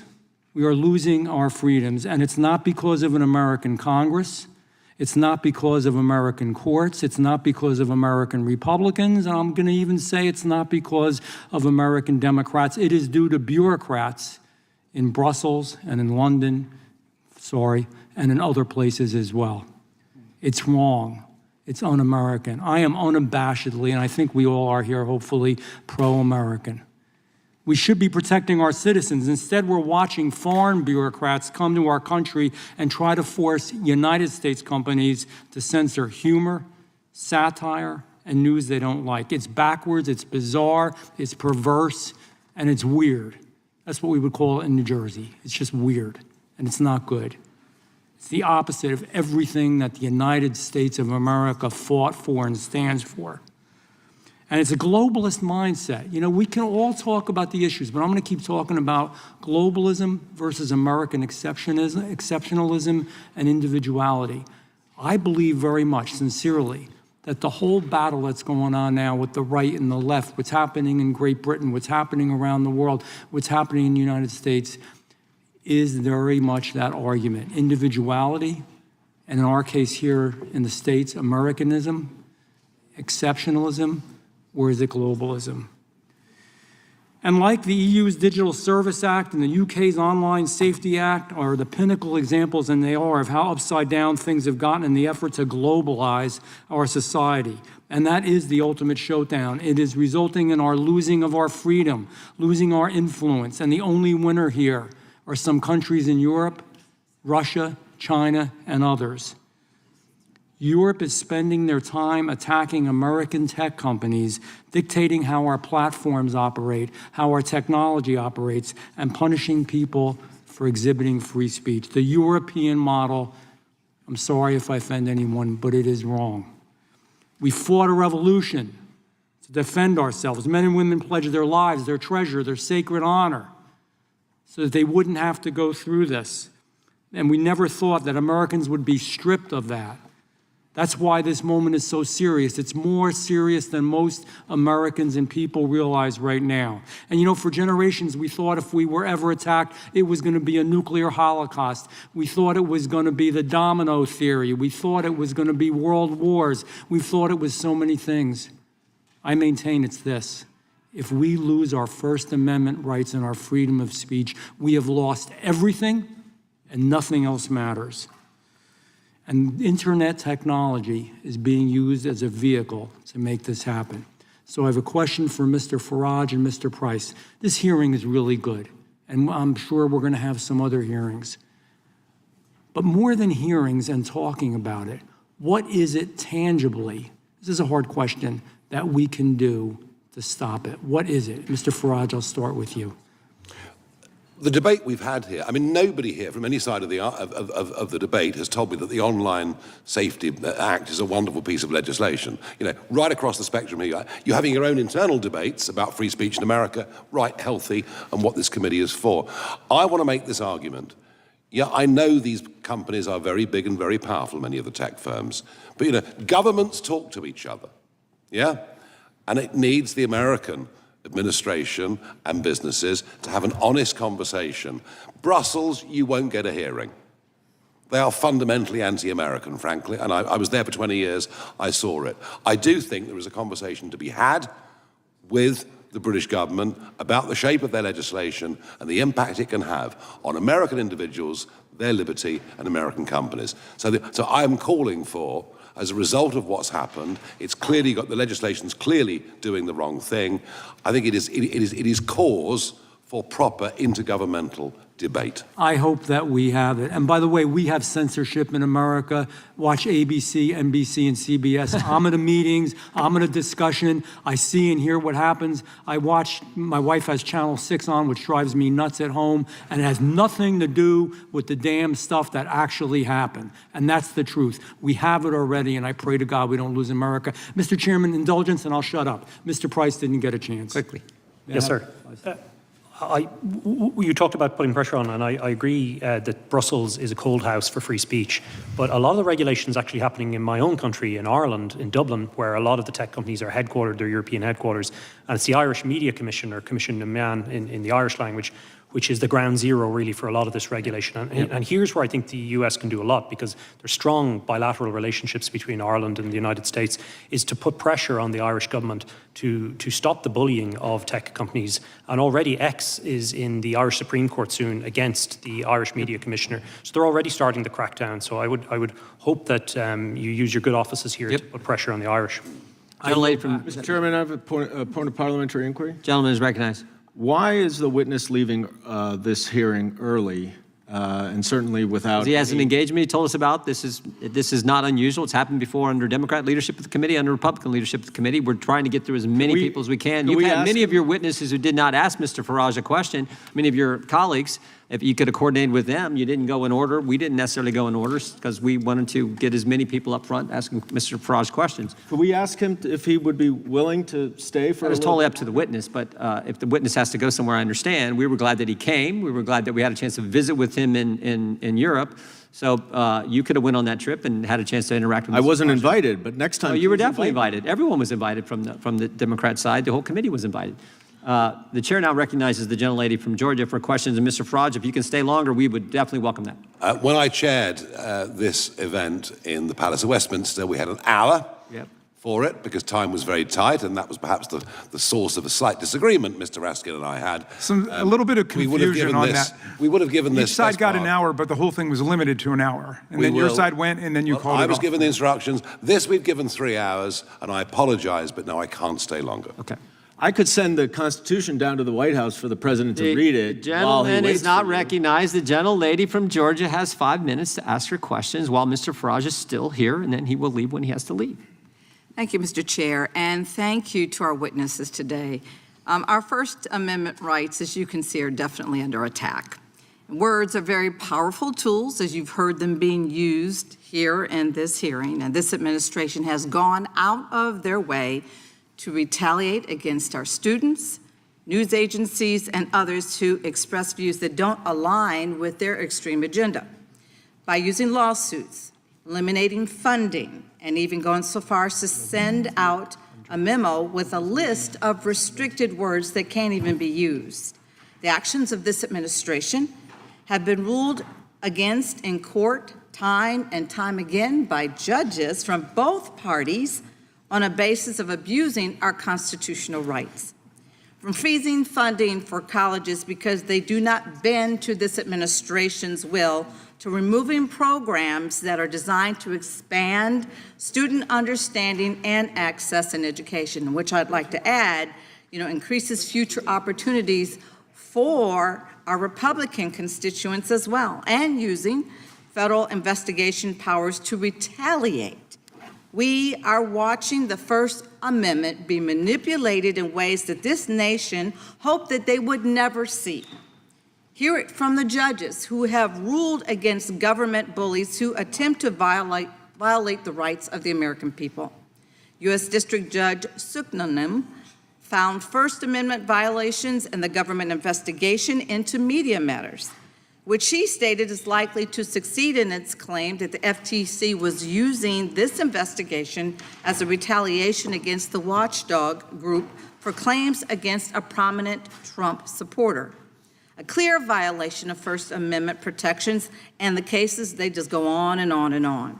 U.S. District Judge McFadden, a Trump appointee, ordered that the Associated Press's access to the White House press be reinstated, ruling that denying their access because of differing viewpoints was a clear violation of the First Amendment. If the majority wants to talk about attacks on the First Amendment in other parts of the world, they need to start right here in our administration.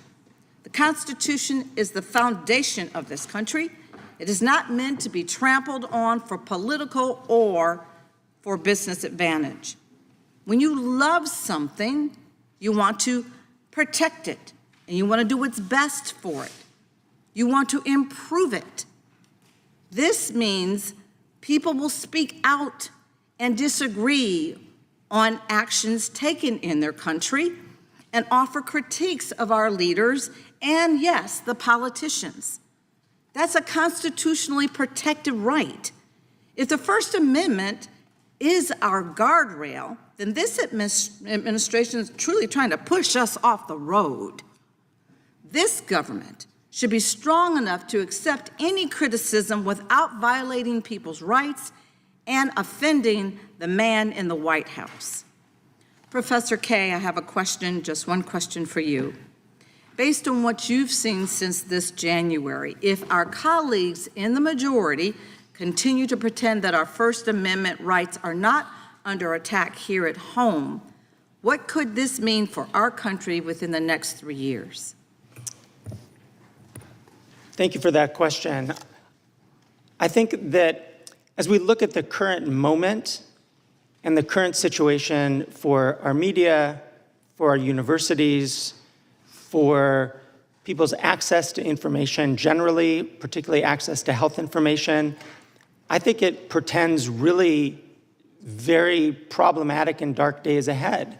Will we be able to have access to information that makes us informed parents or informed citizens, able to make voting decisions? I think that's the kind of future that we should expect if we don't recognize this situation. And I think that the tenor of the conversation could at least recognize that there are violations of fundamental rights to freedom of expression by this government right now. At least recognize it. I know that Democrats in the last 5 years called out the Biden administration from time to time when it did things that it thought was inconsistent with free speech values. I think having that kind of honest discussion and then some real constraint is where the committee should be heading.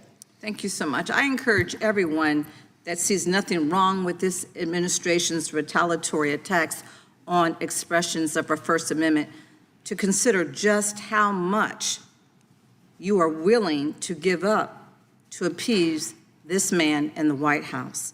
At this time, I'd like to yield the remainder of my time to our ranking member. There's no time left to yield. I think the gentlelady yields back. I do have to run to another commitment. I will be back in 20 minutes. We will have Mr. Knott take over as chair. Mr. Farage, if you have to leave, I look forward to visiting with you sometime later, hopefully. I do, but thank you very much. Thank you for your testimony. Could I just ask you to stay for one more, Mr. Farage? The gentleman from Alabama is recognized for 5 minutes. Thank you, Mr. Chairman. Mr. Farage, I enjoyed Milwaukee at the Harley-Davidson plant with you. That was a great evening. So, question for Mr. Price or Mr. Farage. One requirement for speech to be censored as a false communication offense under the OSA is that speech must cause non-trivial psychological or physical harm. What is non-trivial psychological harm? I honestly don't know. And that's the problem with this legislation. It's so open-ended, it could mean anything. It leaves this entirely in the hands of local police forces to make their decisions.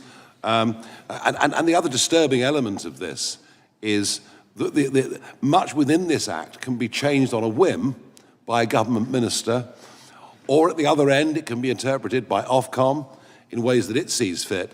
You know, this is not good legislation. It's totally open-ended. It could literally mean whatever you want it to mean. And local law enforcement, I guess, can make that decision on who they decide to prosecute and who they do not. Have we seen it tending one way or the other? I know we've talked about a couple of cases in here. Are there certain people being targeted, you think, with OSA?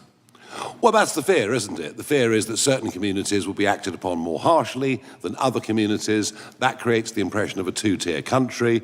That then breaks down trust in law and order, the democratic system, and everything else. I thought what was interesting overnight was that the boss, Sir Mark Rowley, the boss of the Metropolitan Police, has said, look, we arrested this guy at Heathrow because we had to under the law, but they've thrown it back to the government to say, come on, can you just define more clearly what you want this legislation to mean? And that's why I think it's rotten legislation. It impacts us in ways that we can't yet foresee. It impacts potentially Americans and American businesses, and it needs to be gotten rid of, and we need to start again. So, Mr. Price, talking about affecting American businesses, I guess Europe's 440 million people, the U.S. is 300 million people. How do these companies, what do you see down the road for these platforms, these social media platforms, these companies that feel like they have to try and comply if they're going to do business in Europe? If, in fact, we don't repeal this OSA thing, which I hope Mr. Farage is able to do that with his leadership at some point in the near future. So how does this play out for our companies, Mr. Price, and for free speech in Europe in general? Well, on the corporate side, they're facing a really complicated piece of legislation, and as Mr. Farage outlined, with the provisions that are confusing in the Online Safety Act in the United Kingdom, there are similarly extremely confusing provisions in the Digital Services Act. So the mindset has to be one normally of compliance. One company has stood up to this whole regime and is challenging it at every level, and that's X. I hope others join and do the same, because the European Commission, though, really has been quite threatening. You'll recall the Thierry Breton letter, of course, about the Elon Musk's interview with then candidate President Trump. And you'll also see that other members of the Commission have made threatening remarks against companies as well on these so-called voluntary codes of conduct. When X and Google left one of the codes of conduct, a European commissioner said, well, of course they are voluntary, but we note that you've left them and we'll still hold you on the obligations. And you have Thierry Breton saying as well, you can run, but you can't hide if you leave the codes of conduct. So the whole thing is designed to force compliance, and the hammer that they have, of course, is these enormous crippling fines. It's like 10% on global revenue, if I understand correctly. So for some of these companies, that's a pretty tremendous fine. Absolutely, yeah, of turnover. And I guess, could you, as we're looking through this, it's like almost like people could claim that they were offended or hurt. You hurt their feelings, and then all of a sudden you're a target of this investigation. Is that right, Mr. Farage? Is that kind of? Yes, and frankly, under free speech, we should be allowed to cause offence. And that I happens should be able quite to often, offend right? you. You should be able to offend me. And provided we know what the limits are, and the limits I think we fully understand of incitement, for example, then we have to get back to, a much freer way of living. And if people say rude things and we don't like them, well, we just ignore them and get on Like with our today when lives. you were accused of Russian collusion, I guess. That was pretty offensive. Well, I remember the Russia hoax very, very well. We had shades of it earlier on this morning, but, That's what I was thinking. but not much more than that, I'm pleased to say. Well, thank you. And Mr. Chairman, with that, I'll yield back. Thank you. And we're going to have to go, Mr. Chairman, but thank you very much. Mr. Farage, you can blame it on me. One more. Oh, you're avoiding me. Mr. Farage, thank you. The chair now recognizes the gentleman from New York, Mr. Goldman. I'm sorry to see you leave, Mr. Farage. I actually had much that we agree upon and was looking forward to your testimony, because it's very nice and refreshing to hear from my GOP colleagues that they are worried about authoritarianism. Mr. Biggs and Mr. McClintock both said that earlier. And I imagine, given what's going on in this country, when the president is sending the military into American cities, is weaponizing the Department of Justice to investigate his enemies, requiring loyalty oaths from all federal workers at risk of otherwise being fired, the list goes on and on. It is reassuring to hear that the Republicans who have remained stone silent about Trump's authoritarian takeover of our government here are actually concerned about authoritarianism. And I found it really heartening that Mr. Van Drew said, and I quote, "If we lose our First Amendment rights, we lose everything."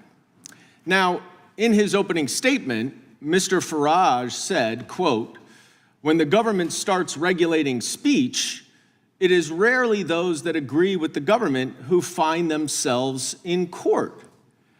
And Mr. Farage, I'll ask you the question, is that similar to your concern about suppressing speech that disagrees with the government?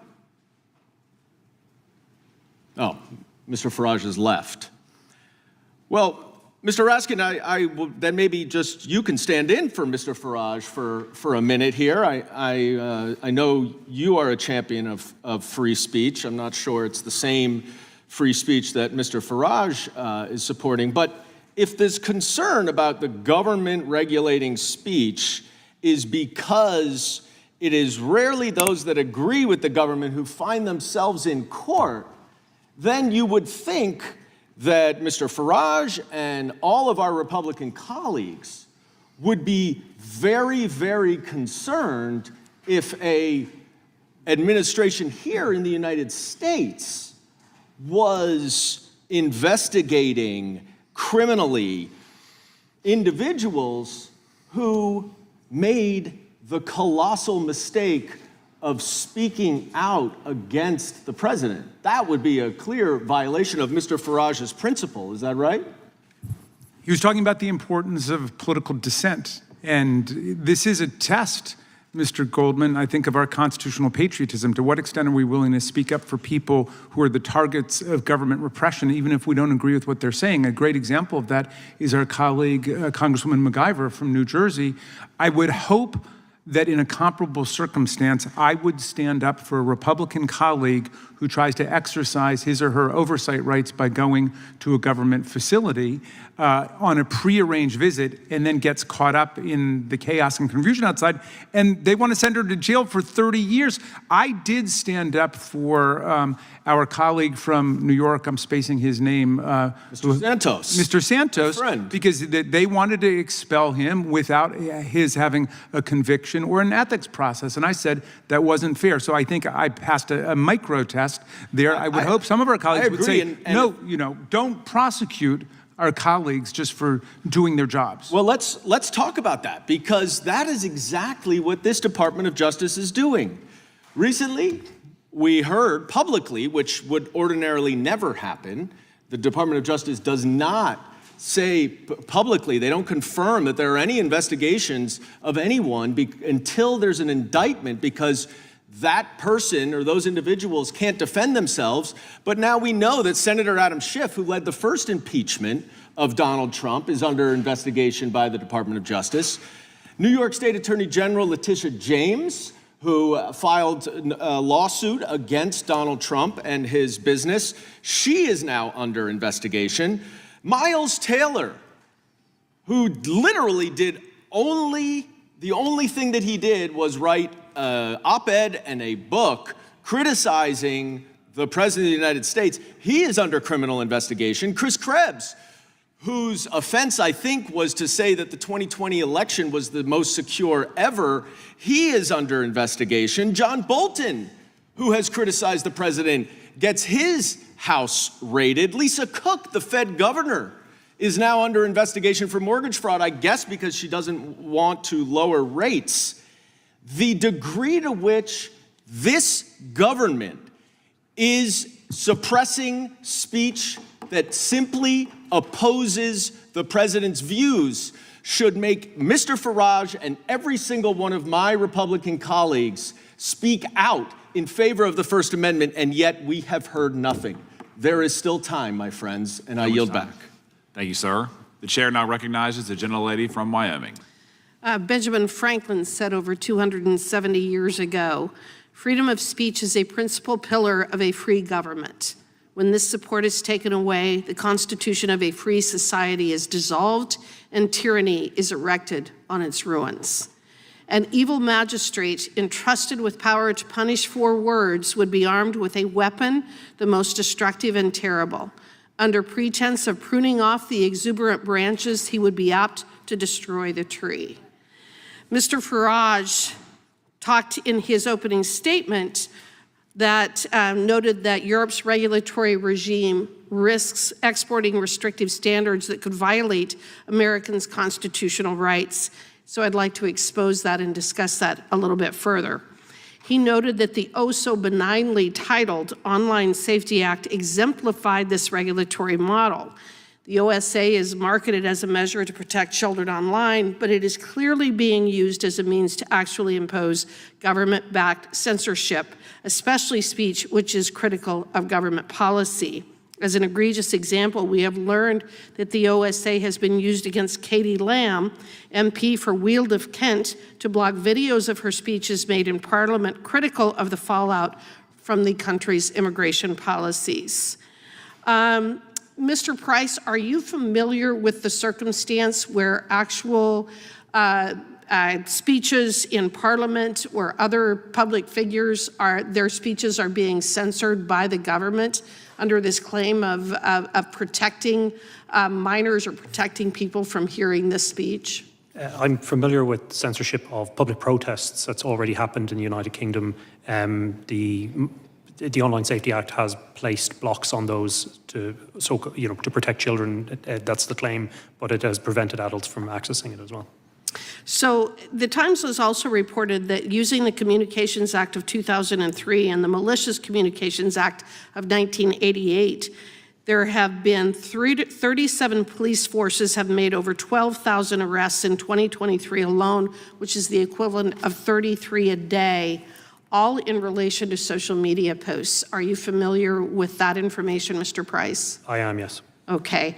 In July, the House of Commons Science, Innovation, and Technology Committee released a report indicating that the OSA was merely a first step, is the way that they have described this. In other words, they are planning to do even more to address what they describe as online harm. Have you heard that as well? I have, yes.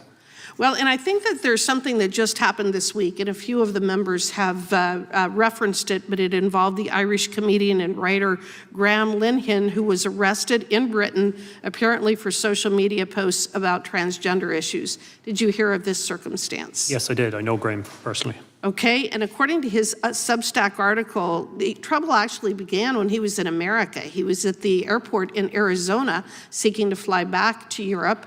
Was told that he did not have a seat, was put on a later flight, and when he arrived at Heathrow, he was met by 5 armed police officers.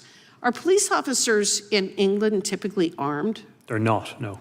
So did you find it strange that he would be met by 5 armed police officers? At airports, counterterrorism police are usually armed, and or there's a special wing of the Metropolitan Police that has armed support unit. So is he considered a terrorist? I'm not clear what provision he was arrested under of legislation, but there is a power in the Terrorism Act to arrest people at airports and seize their devices. Sure. Was he identified as a terrorist because of his online posts? It's not clear yet if he was arrested under that provision, but it has very wide-ranging powers, and it is used on occasion to detain people at ports. Okay, I understand that, and that probably is more of a frightening answer than I expected, which is that they've used the power that is typically reserved for terrorists or people who are of grave risk to the country to arrest Mr. Linehan at the airport because of his Twitter posts. Is that right? It's not clear if they use it yet, but that is a power that they frequently, that is used to seize people's devices at airports.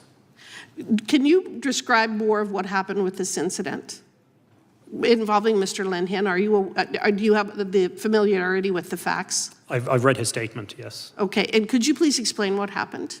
It appears that he was detained on arrival in Heathrow and then arrested, searched, subjected to a long series of questions, most of which revolved around his beliefs on gender ideology and transgender issues. Some of the questions from the police, according to Mr. Linehan, were extremely ideological in nature, and they talked about people who are assigned a gender at birth, which, as he pointed out himself, is activist language that the police should not be using. So he also claims that his bail conditions one of the conditions was that he could no longer use X. Is this a tactic you have seen or heard of being used before? Yes, we've seen extraordinary bail conditions, even placed on clients of our own. We had a client, Pastor Dia Moodley, who was given a bail condition that he was not allowed to preach about the differences between Christianity and Islam on the basis of that he would be bailed. So we have seen bizarre and wide-ranging bail conditions set on people before under speech offences. Time's expired. Okay, thank you. The chair now recognizes the gentlelady from North Carolina. Thank you very much, and thank you to all the witnesses for your testimony and for your patience. It's been a long hearing. I think it's very timely that we're discussing threats to freedom of speech and innovation in this committee. I do wish we were talking about what's going on in this country right now, but I don't always get what I wish for. Freedom of speech in this country is under threat. There is no question about it. And we haven't talked about this much, so I'm going to focus on it. The essential American ideal of innovation is also under threat, and it's enshrined in our Constitution, and it's being ignored. The gravest threats to speech and innovation are coming not from our democratic European allies, but from the authoritarian and unconstitutional actions of the Trump administration. The Trump administration has embarked on a coordinated crackdown of speech on universities across the country. I represent more than 5 universities in the Research Triangle area. I've seen it.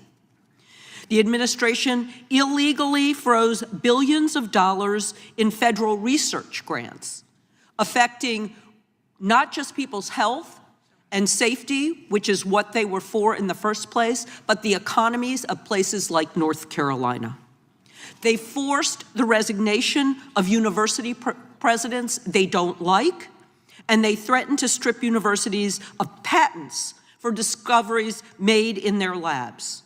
Unprecedented. This administration has also refused to restore these important grants, which fund research for everything from breast cancer to infant mortality, unless the schools allow the government to exert control over faculty hiring, academic programs, and student admissions. Professor Kaye, how have the Trump administration's attacks on our nation's preeminent research universities harmed the ability to innovate? I think that's an excellent question. and we've seen it across the board, these attacks on universities. And if we think about universities, and there is a connection here to freedom of speech, if we think of our universities as the principal engine for the generation of knowledge and the generation of ideas, basically innovation in our country, the administration is going after them in all the ways that you described. And it goes after them not only by withholding grants that have already been awarded, it's also going after them in the context of seeking to shape what the research is, what's actually being taught in the classroom. Those are, I think, very significant interferences with the potential for innovation in our country. Well, thank you for that. And now to get to the tech issues, because that's kind of underlying what's going on. This hearing is supposed to be about Europe's threat to big tech companies, but I'd like you to speak about the threat of big tech companies and the AI models that they're creating on intellectual property rights, many of which are protected more strongly in Europe than they are here. How have AI models that scrape everything that they can, whether copyrighted or not, impacted innovation and even our newspapers, which are having to sue for the copyright for the content that they create? Well, I think this is as you know, a pretty complicated area. But I would highlight, just to bring it to European regulation for a moment, whereas the United States has not really gone very far down the path of legislating in this area and finding ways to boost AI's potential for democratic and freedom of expression purposes, Europe has actually adopted an AI Act, which, again, we might not agree with all of its particulars, but it's aiming to harness the power of AI for democratic purposes and to ensure that AI doesn't have this negative impact on fundamental rights. I think that's an approach that we can learn from, actually, and that we haven't so far. And I want to just, because I know I only have a second left, I really want to give a lot of credit to Congressman Issa because he has been having excellent hearings on this very issue, but unfortunately, the larger Judiciary Committee has taken no action. And so I would encourage the larger Judiciary Committee to follow Congressman Issa's lead about protecting our creators. Thank you, and I yield back. Thank you, Representative Ross. The chair now recognizes the gentleman from South Carolina. Thank you, Mr. Chairman. We're here to talk about ongoing concerns with European censorship, British censorship, and its effect on American speech or broader free speech principles that hurt certainly citizens, but American companies, both domestically and abroad. What I'm hearing today, at least from the witnesses, is rather alarming. This Orwellian in nature approach that Europe has taken, the hostility to free speech, to satire, to maybe speech that you disagree with. And I want to talk about that as it pertains to the UK, the EU, and certainly the US. Mr. Price, Prime Minister Starmer said that the UK does not have a free speech problem. Do you agree with that statement? No, I do not. In what ways do you disagree with the Prime Minister? We have seen numerous prosecutions in the United Kingdom for totally non-violent speech. We have clients, my own organization is acting for, who have been arrested for silently praying, for offering consensual conversations, for preaching about the gospel. And I can go on. There are numerous and numerous examples. 12,183 prosecutions, I think, is at least what I've read. Does that sound about accurate to you? That sounds accurate. Which is a 50% increase from pre-pandemic levels. What does that tell you about maybe the focus of the British government as it pertains to speech right now? Sadly, it shows that the United Kingdom, just like the rest of Europe, has entered a spiral of censorship, and it's getting worse. And it's gotten to the point where even our oldest and closest ally, the United States, has had to intervene and point that out. And as I said on numerous occasions, I'm extremely grateful to all of you for doing that. But the problem, frankly, is being now compounded and set in stone by things like the DSA from the European Union and the Online Safety Act in the United Kingdom. Well, let's talk about the Online Safety Act for a second. I mean, I think it maybe is intended to protect children, and I think everyone lauds that. Mr. Farage talked about that nobody, right or left, wants their child exposed to bad content online. But it's been talked about, and you've seen this in your practice, used as a weapon to target speech that maybe the government finds uncomfortable or disagrees with. Is that correct? Yeah, that's correct. We've seen, for example, Section 62, which is designed to protect children, being used to censor videos of protests near asylum centres. And so once you reach a point where content is restricted on the basis that it is political, we're moving well out of any kind of zone of protecting children into essentially censorship. Right. So at least in the case of the comedian, the Irish comedian that was recently arrested, you know, I was not aware of his content before and looked at it, and it seemed to be satirical in nature or maybe hyperbolic and not necessarily to be treated literally. Is that your interpretation of that too? Yes. In fact, I told Graham Linehan when I was growing up I wasn't allowed to watch his comedy on TV. Father Ted was the show that he's probably most famous for. So what I would say is he's an excellent satirist, and he's in a long tradition of Irish satire, starting with Jonathan Swift, really, and all the way up to today. Isn't that part of like British society, though? Is like satire is embedded in the culture. Like you've embraced this for hundreds of years, right? Yeah, I would just add Irish and British. Irish and British, excuse me. Yes, yeah, very much so. Yeah, and it's the concept. Really, I think we haven't seen political extremism in the British Isles in the way that we did in Europe, because we have a healthy way of kind of laughing at and poking fun at our leadership. And I think whether it's cartoons about the king in the 1800s all the way up to Father Ted and Graham Linehan's work today, that's a great tradition. Isn't there growing frustration with the Irish people, the British people, maybe broader European cultures, that the government is more focused on speech than it is, say, the migrant crimes that are happening right under their noses? I mean, that seems to be, from my view across the pond, that particularly the British people, they're fed up with the non-enforcement of immigration laws, at the expense, or maybe because, in large part, they're focused on what people are saying online. Do you share that? I completely agree with that, and this is the discussion I had with Representative Raskin in London. This is about shutting down growing discontent in Europe with the decisions that our political elites have made. And we've reached a crisis point where it's no longer possible to conceal the level of public anger. And I think these censorship maneuvers are an act of desperation, and they won't work. Thank you for that. And radically shifting to Mr. Reed for a second, and a different approach. In the app industry, does the DMA incentivize Chinese copycat companies to flood the market? And if so, how does that impact American companies in European markets? And what are the associated data privacy implications of that? You may finish. Being aware of the time, yes. The problem is Article 6, Section 4. You have unlimited time. Pay no attention to the chairman. I always pay attention to the chair and the ranking member. The easy idea is Article 6, Section 4, Article 6, Section 7, and even 10. Part of the problem is they basically have must-carry provisions. And what that does is open the door. Part of what small businesses have benefited the most from the existence of these platforms, again, as I said, this isn't a love affair, it's a business relationship. They opened the door to customers, and the customers trust what they're buying on the platform.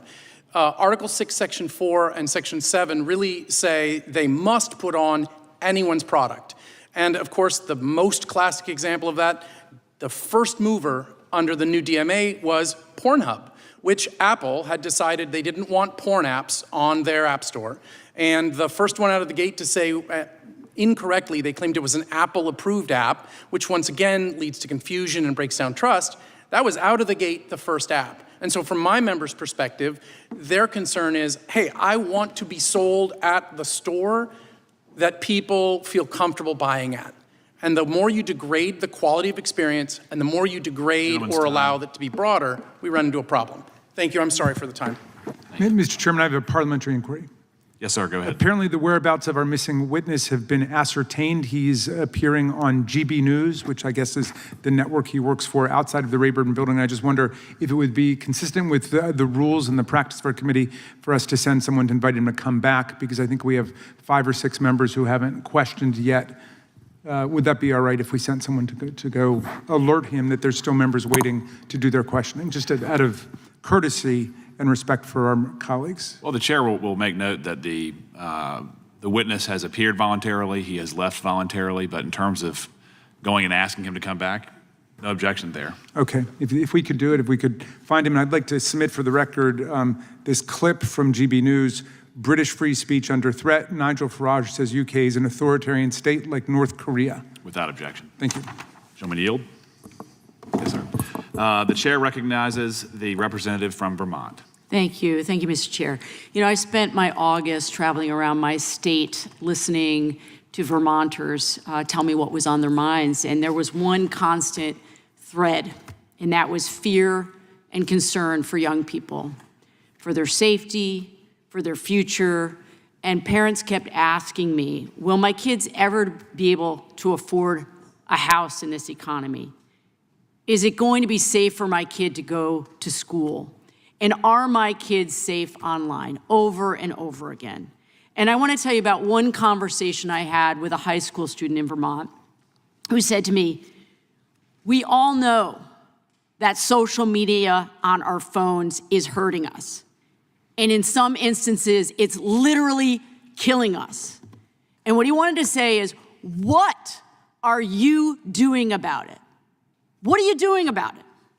And I have to ask myself the same question, because I'm a parent, I'm a former teacher, I'm now a member of Congress, and what are we actually doing to solve the problem, to stand up for our kids? And it's clear we need real attention on this. We need to focus our attention, and we do need to regulate corporations behind these problems.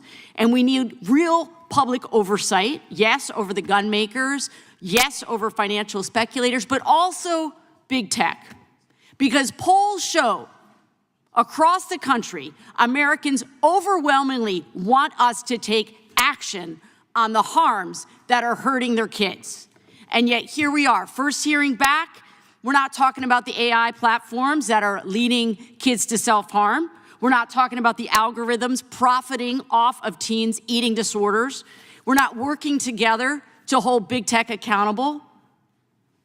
No, we're here talking about how other countries are being too mean to big tech. It's gross. Professor Kay, thanks for being here. Can you briefly describe how the EU's Digital Services Act regulates social media content for children? So the DSA is a very big piece of legislation, a big regulation, but it gets to exactly the point that you're making, which is the DSA is the result of a years-long process of democratically Europe trying to figure out what's the response to the massive power of big tech over their information environments. And so to give one example, they provide a mechanism that actually requires those companies that are considered the very largest platforms and search engines to do an assessment of the risk that they cause in the context of illegal content, which could include child sexual abuse material.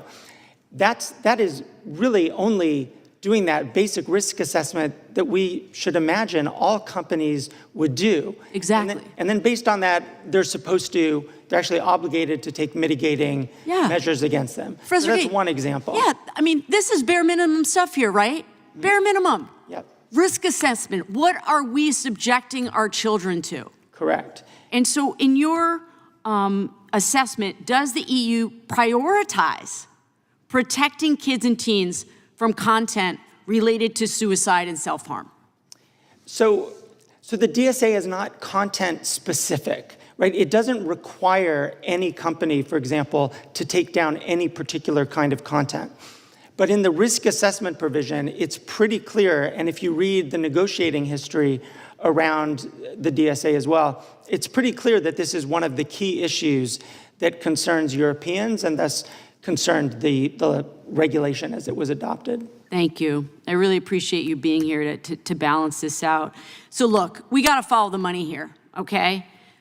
I want to draw your attention here to the visual here, okay?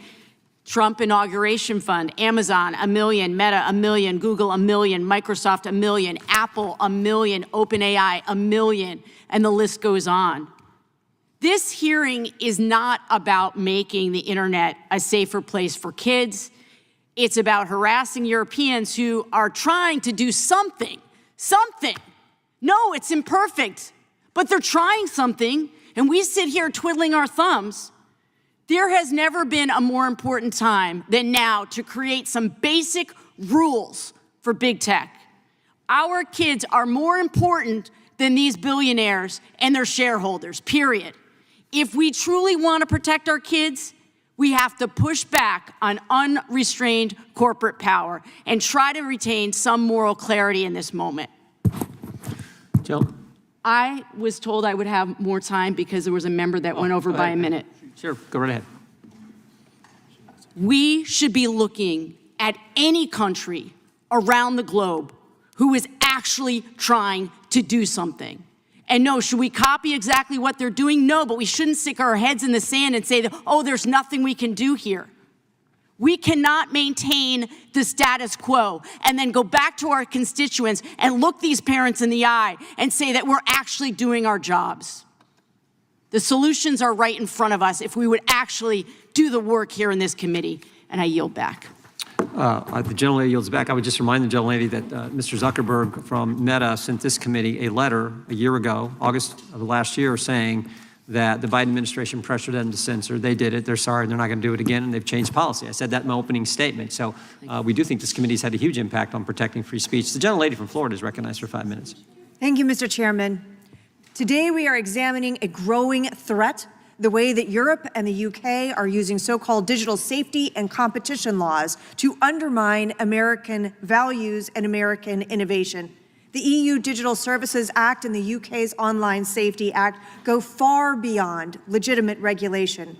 They empower foreign bureaucrats to label political dissent, even ordinary phrases like "take back our country," as hate speech. And they pressure U.S. platforms to apply those censorship rules globally.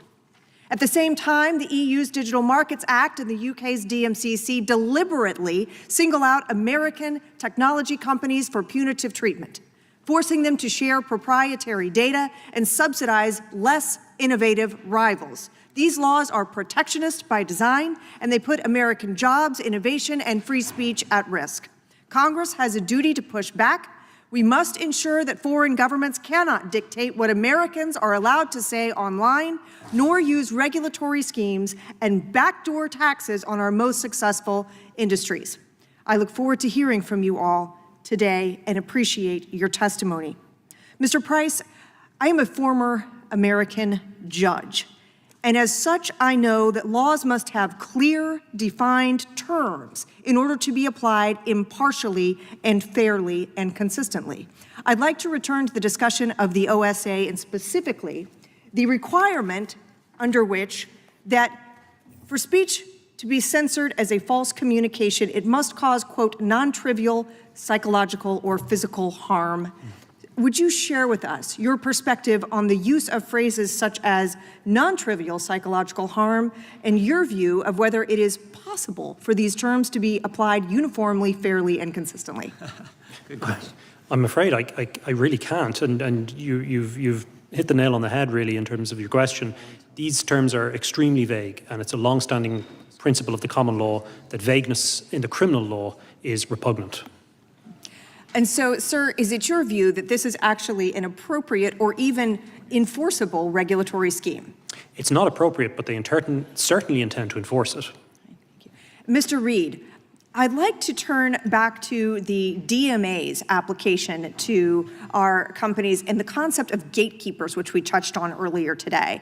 Would you please describe how that operates and how these regulations are creating an unfair competitive advantage for European and Chinese firms at the expense of American companies? Well, I think the primary problem with the way that the EU has set up the gatekeeper requirements is it's driving the largest companies to essentially pull back on the tools they build for my members from the frameworks that they build for the small businesses. Ironically, oftentimes these small guys are the ones who are going to compete with them because it allows them to say, well, in order to comply with the DMA, we need to remove various functions. And this isn't hypothetical. What we've seen so far in our discussions is they want to remove link-throughs. They want to remove other elements that they see as essentially keeping power in a few of the big companies. The irony is, of course, the small guy, not the medium-sized guy, not the billionaire, but the truly small guys actually need that foothold to step up. And so what it creates is an environment where, sure, there'll be some billionaire companies that will do well out of the DMA, but the thousandaires, those of us who are trying to get to that next level, are the ones who get crushed between the two giants. Thank you. I yield the balance of my time to the chairman. Hi, thank you. Mr. Price, I just want to make sure I understand exactly what's happening.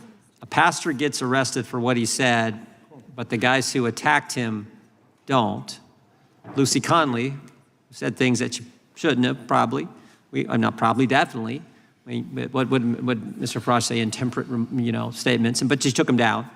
She got more prison time than young violent offenders got.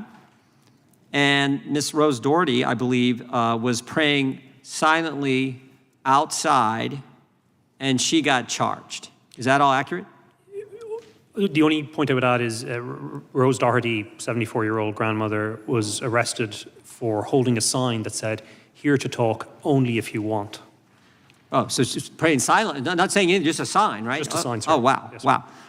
And if an American comments on this in a way that the DSA defines as disinformation, misinformation, hate speech, they can have their speech taken down as well. Is that accurate?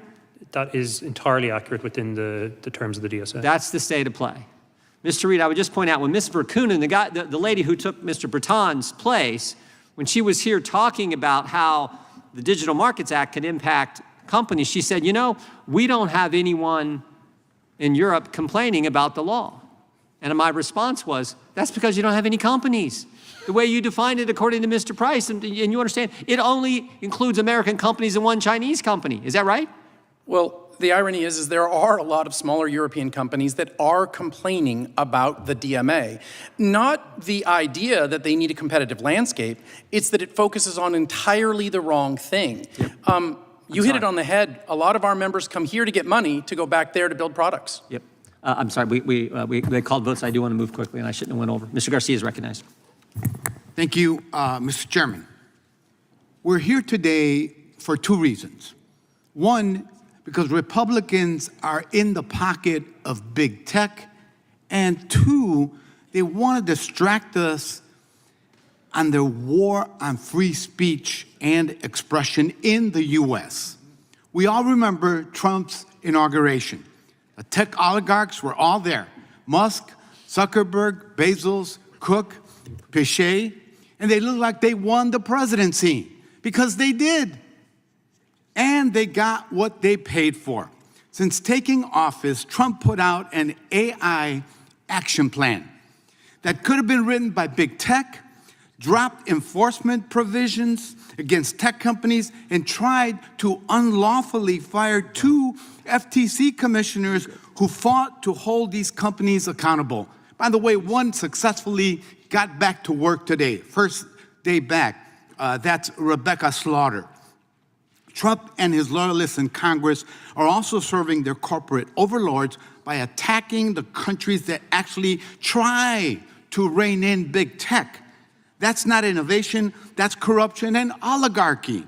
The American people do not want corruption and oligarchy. They want leaders who have the backbone to stand up to big tech, to stop massive surveillance and protect data privacy and uphold freedom of speech. But the people least qualified to talk about freedom of expression are the ones that currently are cracking down on the First Amendment. As my colleagues have described, Trump and his fellow Republicans have banned words that the federal government can use.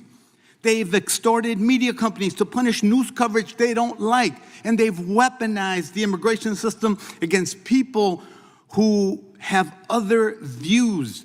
They've suppressed economic data and other information that contradicts the propaganda machine and targeted medical research even and museum exhibits, all because they're afraid of words, history, and the truth.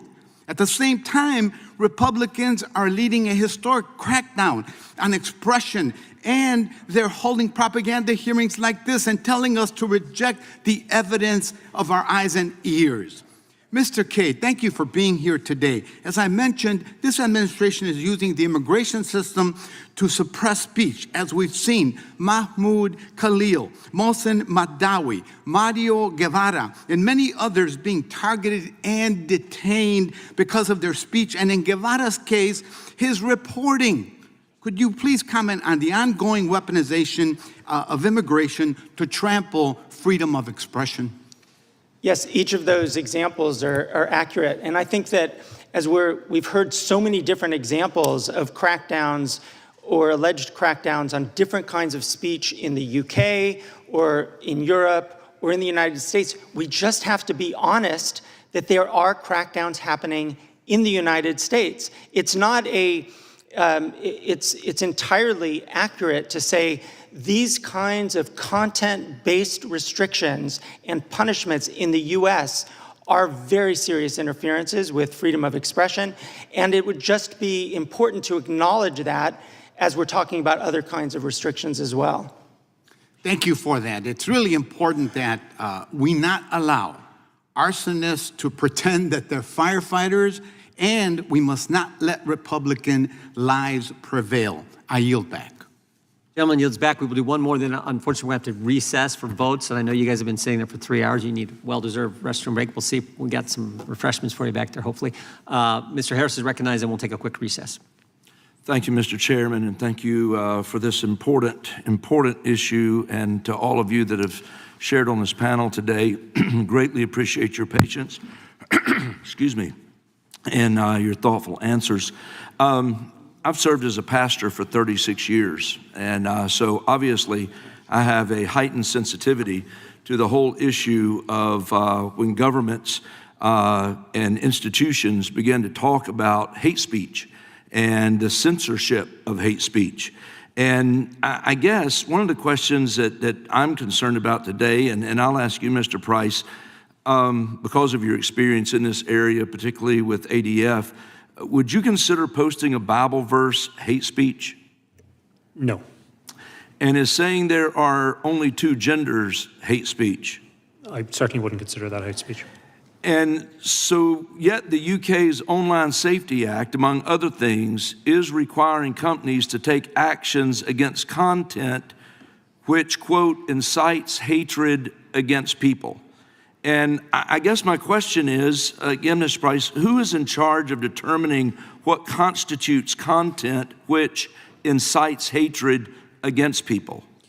The regulator of the Online Safety Act is Ofcom, which is the statutory body, and the legislation itself includes what they call priority content. That's content that would be age restricted, encompasses things that are illegal outside or in real life, not online. The problem with that is that our pastor, Dia Moodley, that I mentioned earlier, he was threatened. He was arrested under the Public Order Act, which talks about stirring up religious hatred for comparing Islam and Christianity. And so on the basis that the Online Safety Act restricts something that's deemed to be a crime outside, that kind of content would be restricted. And I think that's extraordinary overreach. And is hate speech, quote, objective? Well, this is where I might just pick up on something Professor Kane said earlier in relation to hate speech. The problem with it is it's a tautology saying that incitement to hatred is speech that creates hatred. There have been attempts by the UN, like the Rabat Plan of Action, to try and, on the prosecution side, set out a more clear framework on it. But as far as European courts are concerned, I think that their jurisprudence in this area is essentially incoherent. Right. Well, obviously, I oppose any hateful rhetoric that's expressed online, but at the end of the day, it's not the job of governments to police bad speech, especially when we'll never be able to agree on what actually constitutes bad speech. And at the end of the day, the best remedy for bad speech is good speech, not censorship, in my opinion. But I will also ask, there is currently a clash between social media platforms that value free speech and the laws of the UK, causing some companies to alter their terms of service. And Mr. Price, are American social media companies expected to comply with UK's Online Safety Act? Yes, sir, they are. And how does this impact the way in which companies set their terms of service? We've seen this again and again when it comes to regulations from European regulators, either from Brussels or London, where companies, of course, commercial enterprises, setting and designing a system that complies with EU law often means setting something for their entire operations globally. And that we saw that again and again with GDPR. Every time you have to click, I don't want cookies, something, and Americans are exposed to this. That's as a result of, it's a complicated enough process, but of European regulation reaching into your online activity. Well, again, this is a critically important issue, and you've done some incredible work, I know, with Alliance Defending Freedom. And I know, Mr. Price, you've defended witnesses criminally charged for praying near abortion clinics. One of those examples was Father Sean Goff, a Catholic priest who was charged for praying and holding a sign that read, "Praying for Free Speech." UK authorities allege that silent prayer near abortion clinics constitutes an attempt to coerce women who are considering abortions. And I just ask, is silent prayer coercive? No, sir. And should silent prayer and holding signs result in legal consequences? Absolutely not. So when pro-life activists are prosecuted for engaging in peaceful prayer and protest, what kind of message does that send to other pro-life activists in the UK?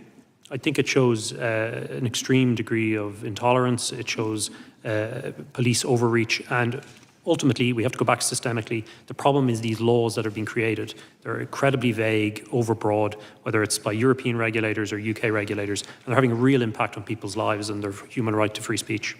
Well, as this committee has discussed previously, the FACE Act here in the United States has been used to go after pro-lifers, and I just pray we don't reach the point that such activists are arrested for silent prayer, as we've seen there. With that, Mr. Chairman, I yield back. Gentleman yields back. The committee will stand in recess for 15 minutes, more or less. Restrooms and refreshments in the back for you guys. Thank you so much.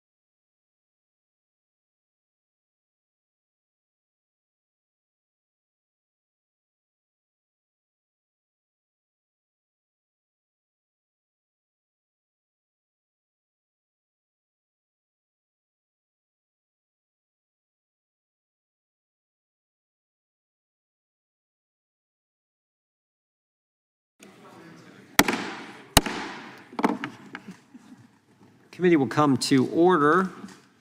We have a few more. Again, I want to thank our witnesses. You've been very patient, very good. We appreciate you being here. We're going to start with the gentleman from Wisconsin. Then we'll go to the gentleman from North Carolina, unless a member of the minority party shows up. Then we'll go with them, and we'll finish up from there. So the gentleman from Wisconsin is recognized for 5 minutes. It's my opinion. First of all, I had a few comments I wanted to have for Mr. Brang, do you call it, before he left. And I have always known there's certain things you think about the English. I know we can't stereotype today, but when you think of the English, you think of irreverence, you think of accepting of eccentricities, right? You think of their dry sense of humor. There is no, if we had to crack down on free speech in any country in the world, the country we would lose the most in is if we crack down on free speech in England, because they are great, aren't they? So there's just a general comment. Now, Mr. Price, there are a variety of things we're trying to get at in this hearing, and some of it is financial and how regulations can hurt companies. But I think the most important thing is to wake up the world in what's going on in Britain, okay, and other countries in Europe. I don't think the average American is aware of that. And it's important they be aware of it because I think in general, stupid idiot ideas begin in Europe, and then they go to California and New York, and then they seep their way across the United States. And this idea that we can crack down on free speech, I would like you, Mr. Price, just to go through a few examples, including the examples of that poor gal who wound up in prison. Don't be afraid to not be able to say what she said, because we're still in America, it's still a free country. What do you say to wind up having to go to prison for in Britain today? Exactly what do you have to say? Well, you're still in the U.S. Yes, sir. I am going back to the UK, though, and after what happened to my fellow Irishman, Graham Lenihan, I might just be careful. One thing I would say is that the overbroad laws that we've been discussing and the implementation or the enforcement of the law has reached a point where we now have perfectly legitimate speech being caught up in criminal prosecutions. So for a Christian pastor like Dia Moodley in the city of Bristol, it's a perfectly natural thing to answer a question from a member of the public about the differences between Christianity and Islam. And the fact that he was ultimately arrested under the Public Order Act there for stirring up religious hatred, which a charge they later dropped, and not the people who were assaulting him, gives us an idea of how bad things have gotten in the UK. And we were delighted, of course, that Vice President Vance, in his Munich Security Conference speech, drew attention to this other class of cases involving prosecutions for praying silently or for holding a sign offering consensual conversations in the vicinity of abortion clinics, which is an extraordinary assault on freedom of speech and, I would say, freedom of religion as well. Okay, when I was looking this up, I didn't know what she said. Apparently, she was critical of a mass murder whose ancestors came from Rwanda. It's now against the law to point that out in Great Britain, apparently. Yes, that's the case of Lucy Connolly.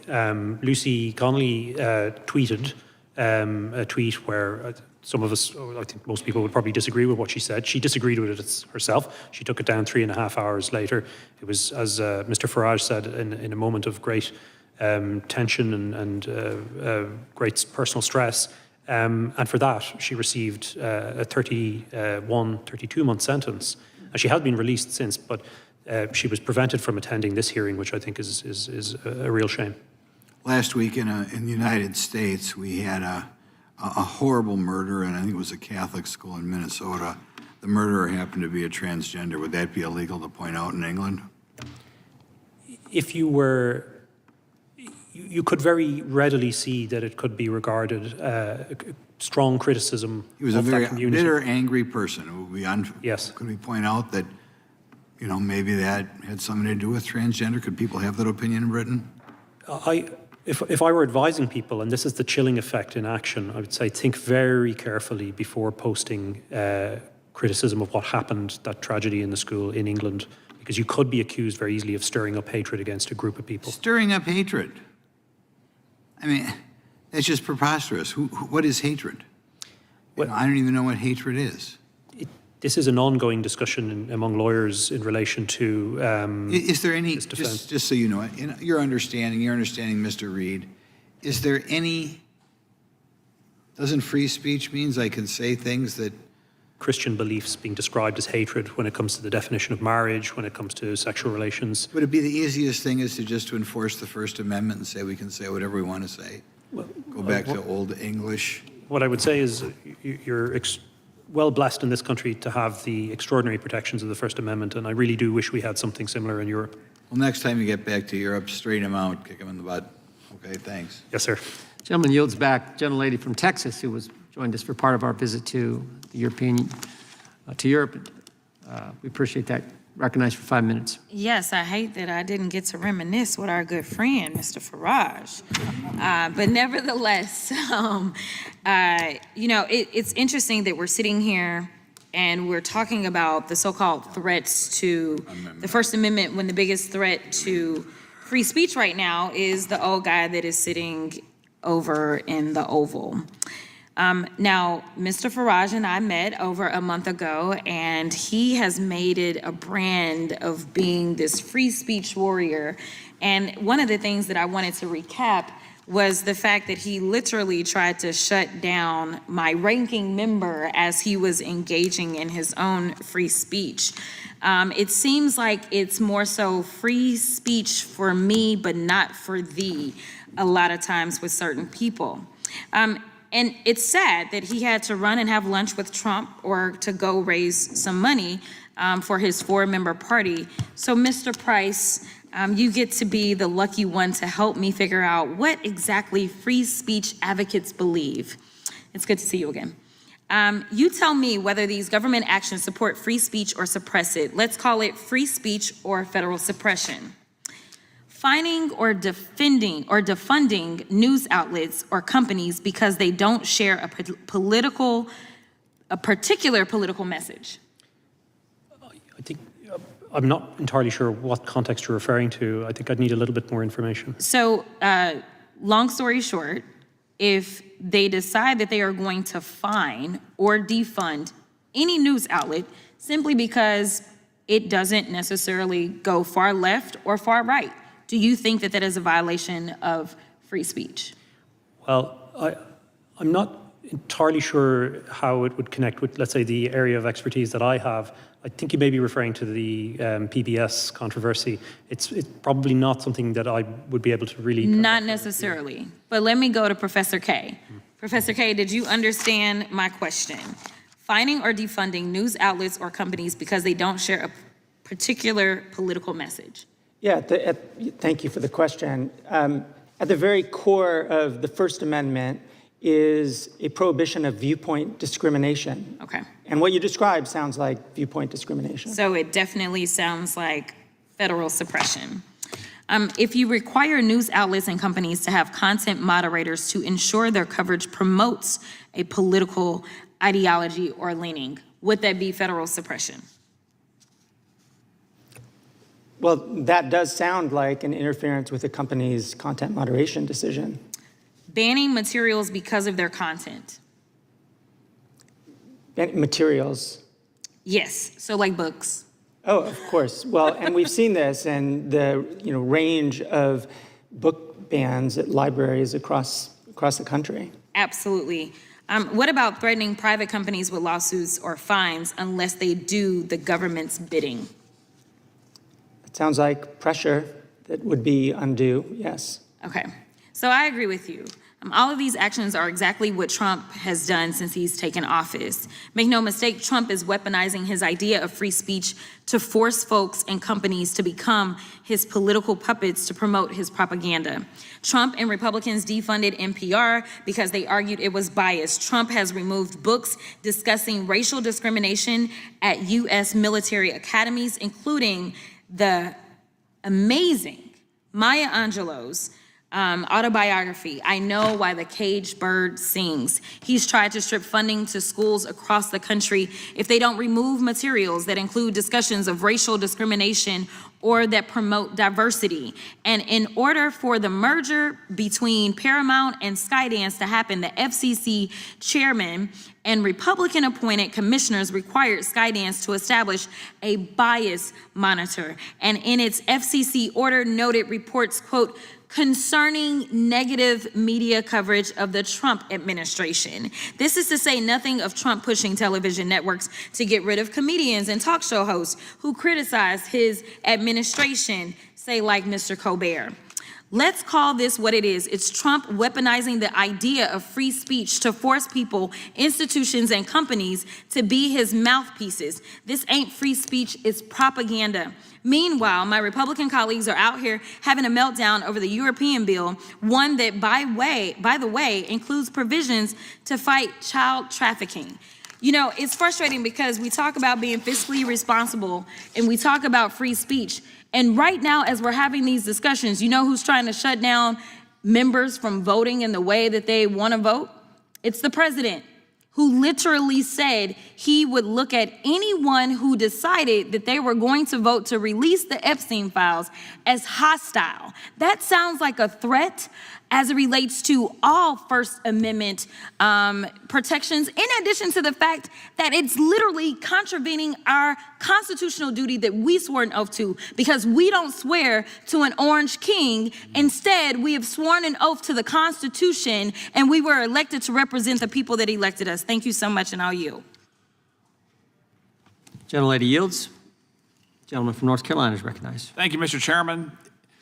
To the witnesses, thank you all for being here. This is a very important topic when we look at what's going on in Europe, and because of what's going on in Europe, what's happening by extension around the world.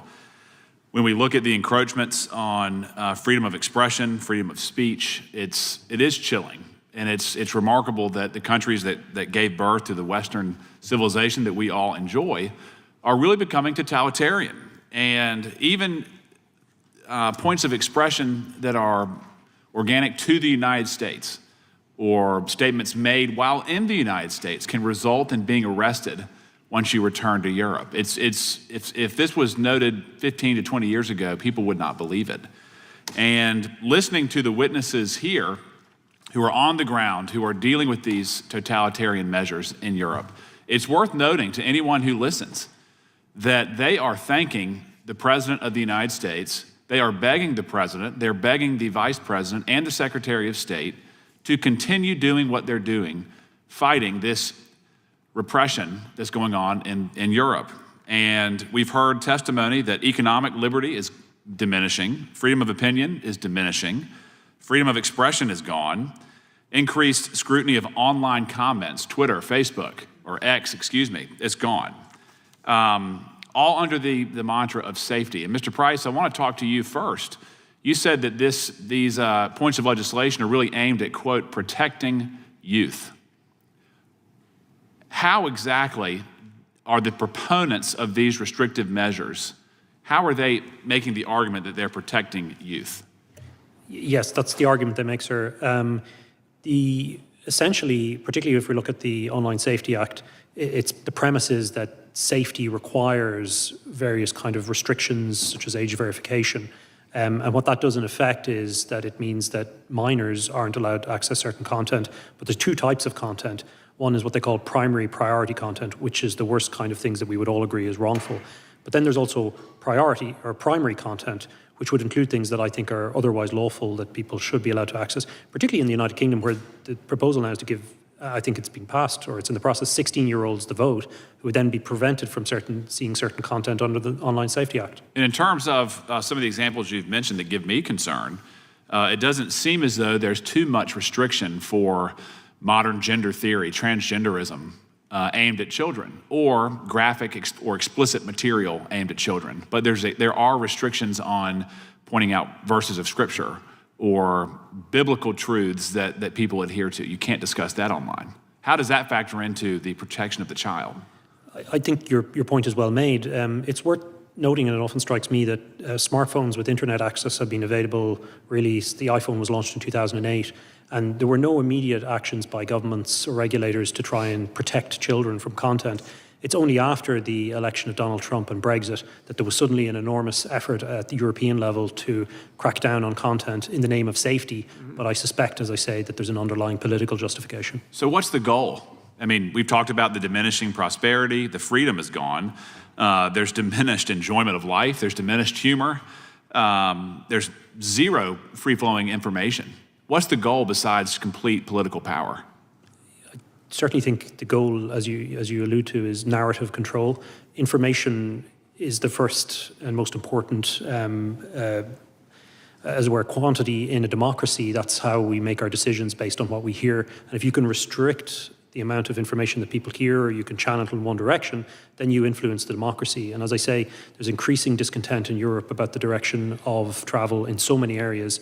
And I do believe the DSA, like the German Network Enforcement Act and other related legislation, is part of a serious effort to control the narrative. And it's basically a tool of quote, quote, progressivism to silence dissent and to move the agenda forward. Is that correct? That's what I'm gleaning from the conversation today. Certainly in a lot of our work, it has gone that way. It seems that Christians are disproportionately targeted. There was a dissenting opinion by the Polish judge in a case called Dotra Rasobaka before the European Court of Human Rights in 2022, where he made the observation that when it comes to speech, those who are critics of Islam seem to be prosecuted and do not have the protections of the right to freedom of expression, whereas Christians, people who are critical of Christianity, are prosecuted and they suddenly are entitled to free speech in that context. So in the UK, we often call this two-tier policing, and I think there's a two-tier approach to human rights. Certainly the Polish judge did, and I agree with him. Interesting. Mr. Kaye, just briefly, in regards to the points that you've made, I appreciate what you've said. I appreciate your perspectives. Would you admit at this point that the Biden administration was involved in suppressing information as it related to various components of the COVID response, the COVID treatment plans, the vaccines, efficacy, and so forth? I mean, no, that is just not something I know. You wouldn't stipulate to that? No. Even in, and I know you criticize Mr. Zuckerberg for saying that the government leaned heavily on social media companies to remove content as it related to COVID. So you do not think that the government was engaged in suppressing information in any way? Well, we know there was, because there's Supreme Court, cases around this, where the allegation was that officials in both administrations, the Trump and Biden administrations, did put some pressure on the companies in terms of public health messaging. There's no question about that. I think the court found that that didn't constitute unlawful pressure or coercion, but clearly those kinds of messages were part of the period of 2020, 2021.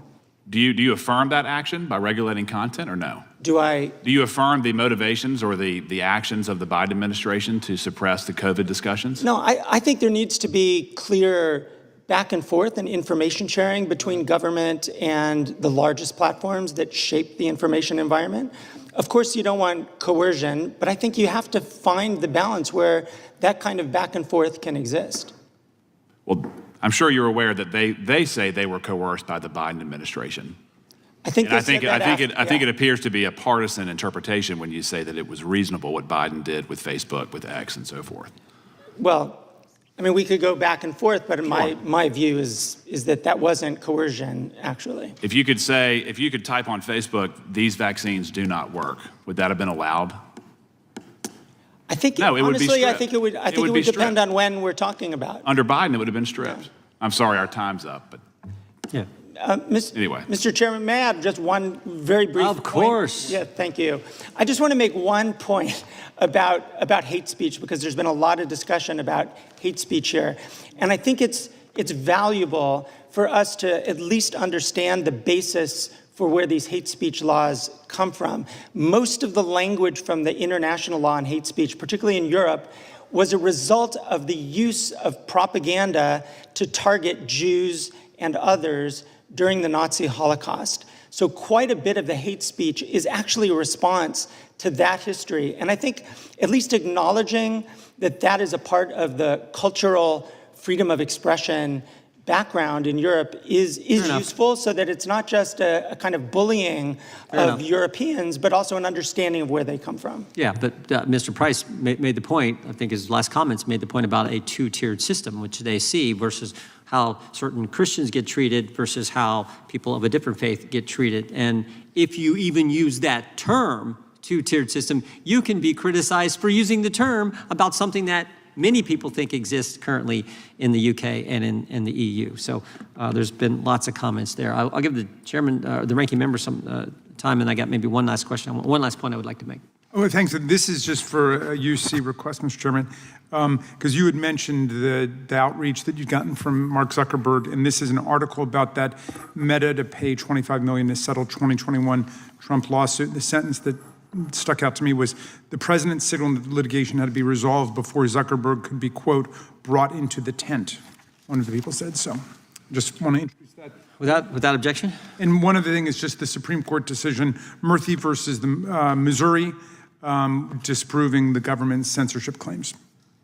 Okay, without objection. I'll just make one maybe final point, because it's been brought up several times, I believe. Well, I'll ask all of you. Mr. Kaye, has President Trump banned any books in the country? Are you aware of it? I don't know about him specifically, but I do know that, for example, Price, you know President Trump's banned any books? From defense libraries, books on Martin Luther King have actually been removed. Has President Trump banned any books? I mean, my understanding of the way it works is you got a local library board, you got a local school board, and they may say certain books aren't appropriate for kids, which is frankly the argument they use in the EU on the Digital Services Act and the UK on the Online Safety Act. No president's banning books. They're just saying, local library board are saying, second graders should maybe not see certain things that adults can see. Mr. Chairman, if I could follow up on that. Sure. Just because I've got constituents who are in the service abroad, and there are schools called DODEA schools, Department of Defense schools, and there was an executive order applying to the Department of Defense, and they shut down the school libraries there. These are federal schools, not local schools, federal schools, and they stripped all kinds of books from there, and there have been protests throughout Europe by American families over there saying that they don't want 1984 and Handmaid's Tale to be stripped from the schools. I mentioned that actually in my opening statement. So. I want to thank each of our witnesses for being here today. Appreciate your patience and appreciate you being here for, 5 hours.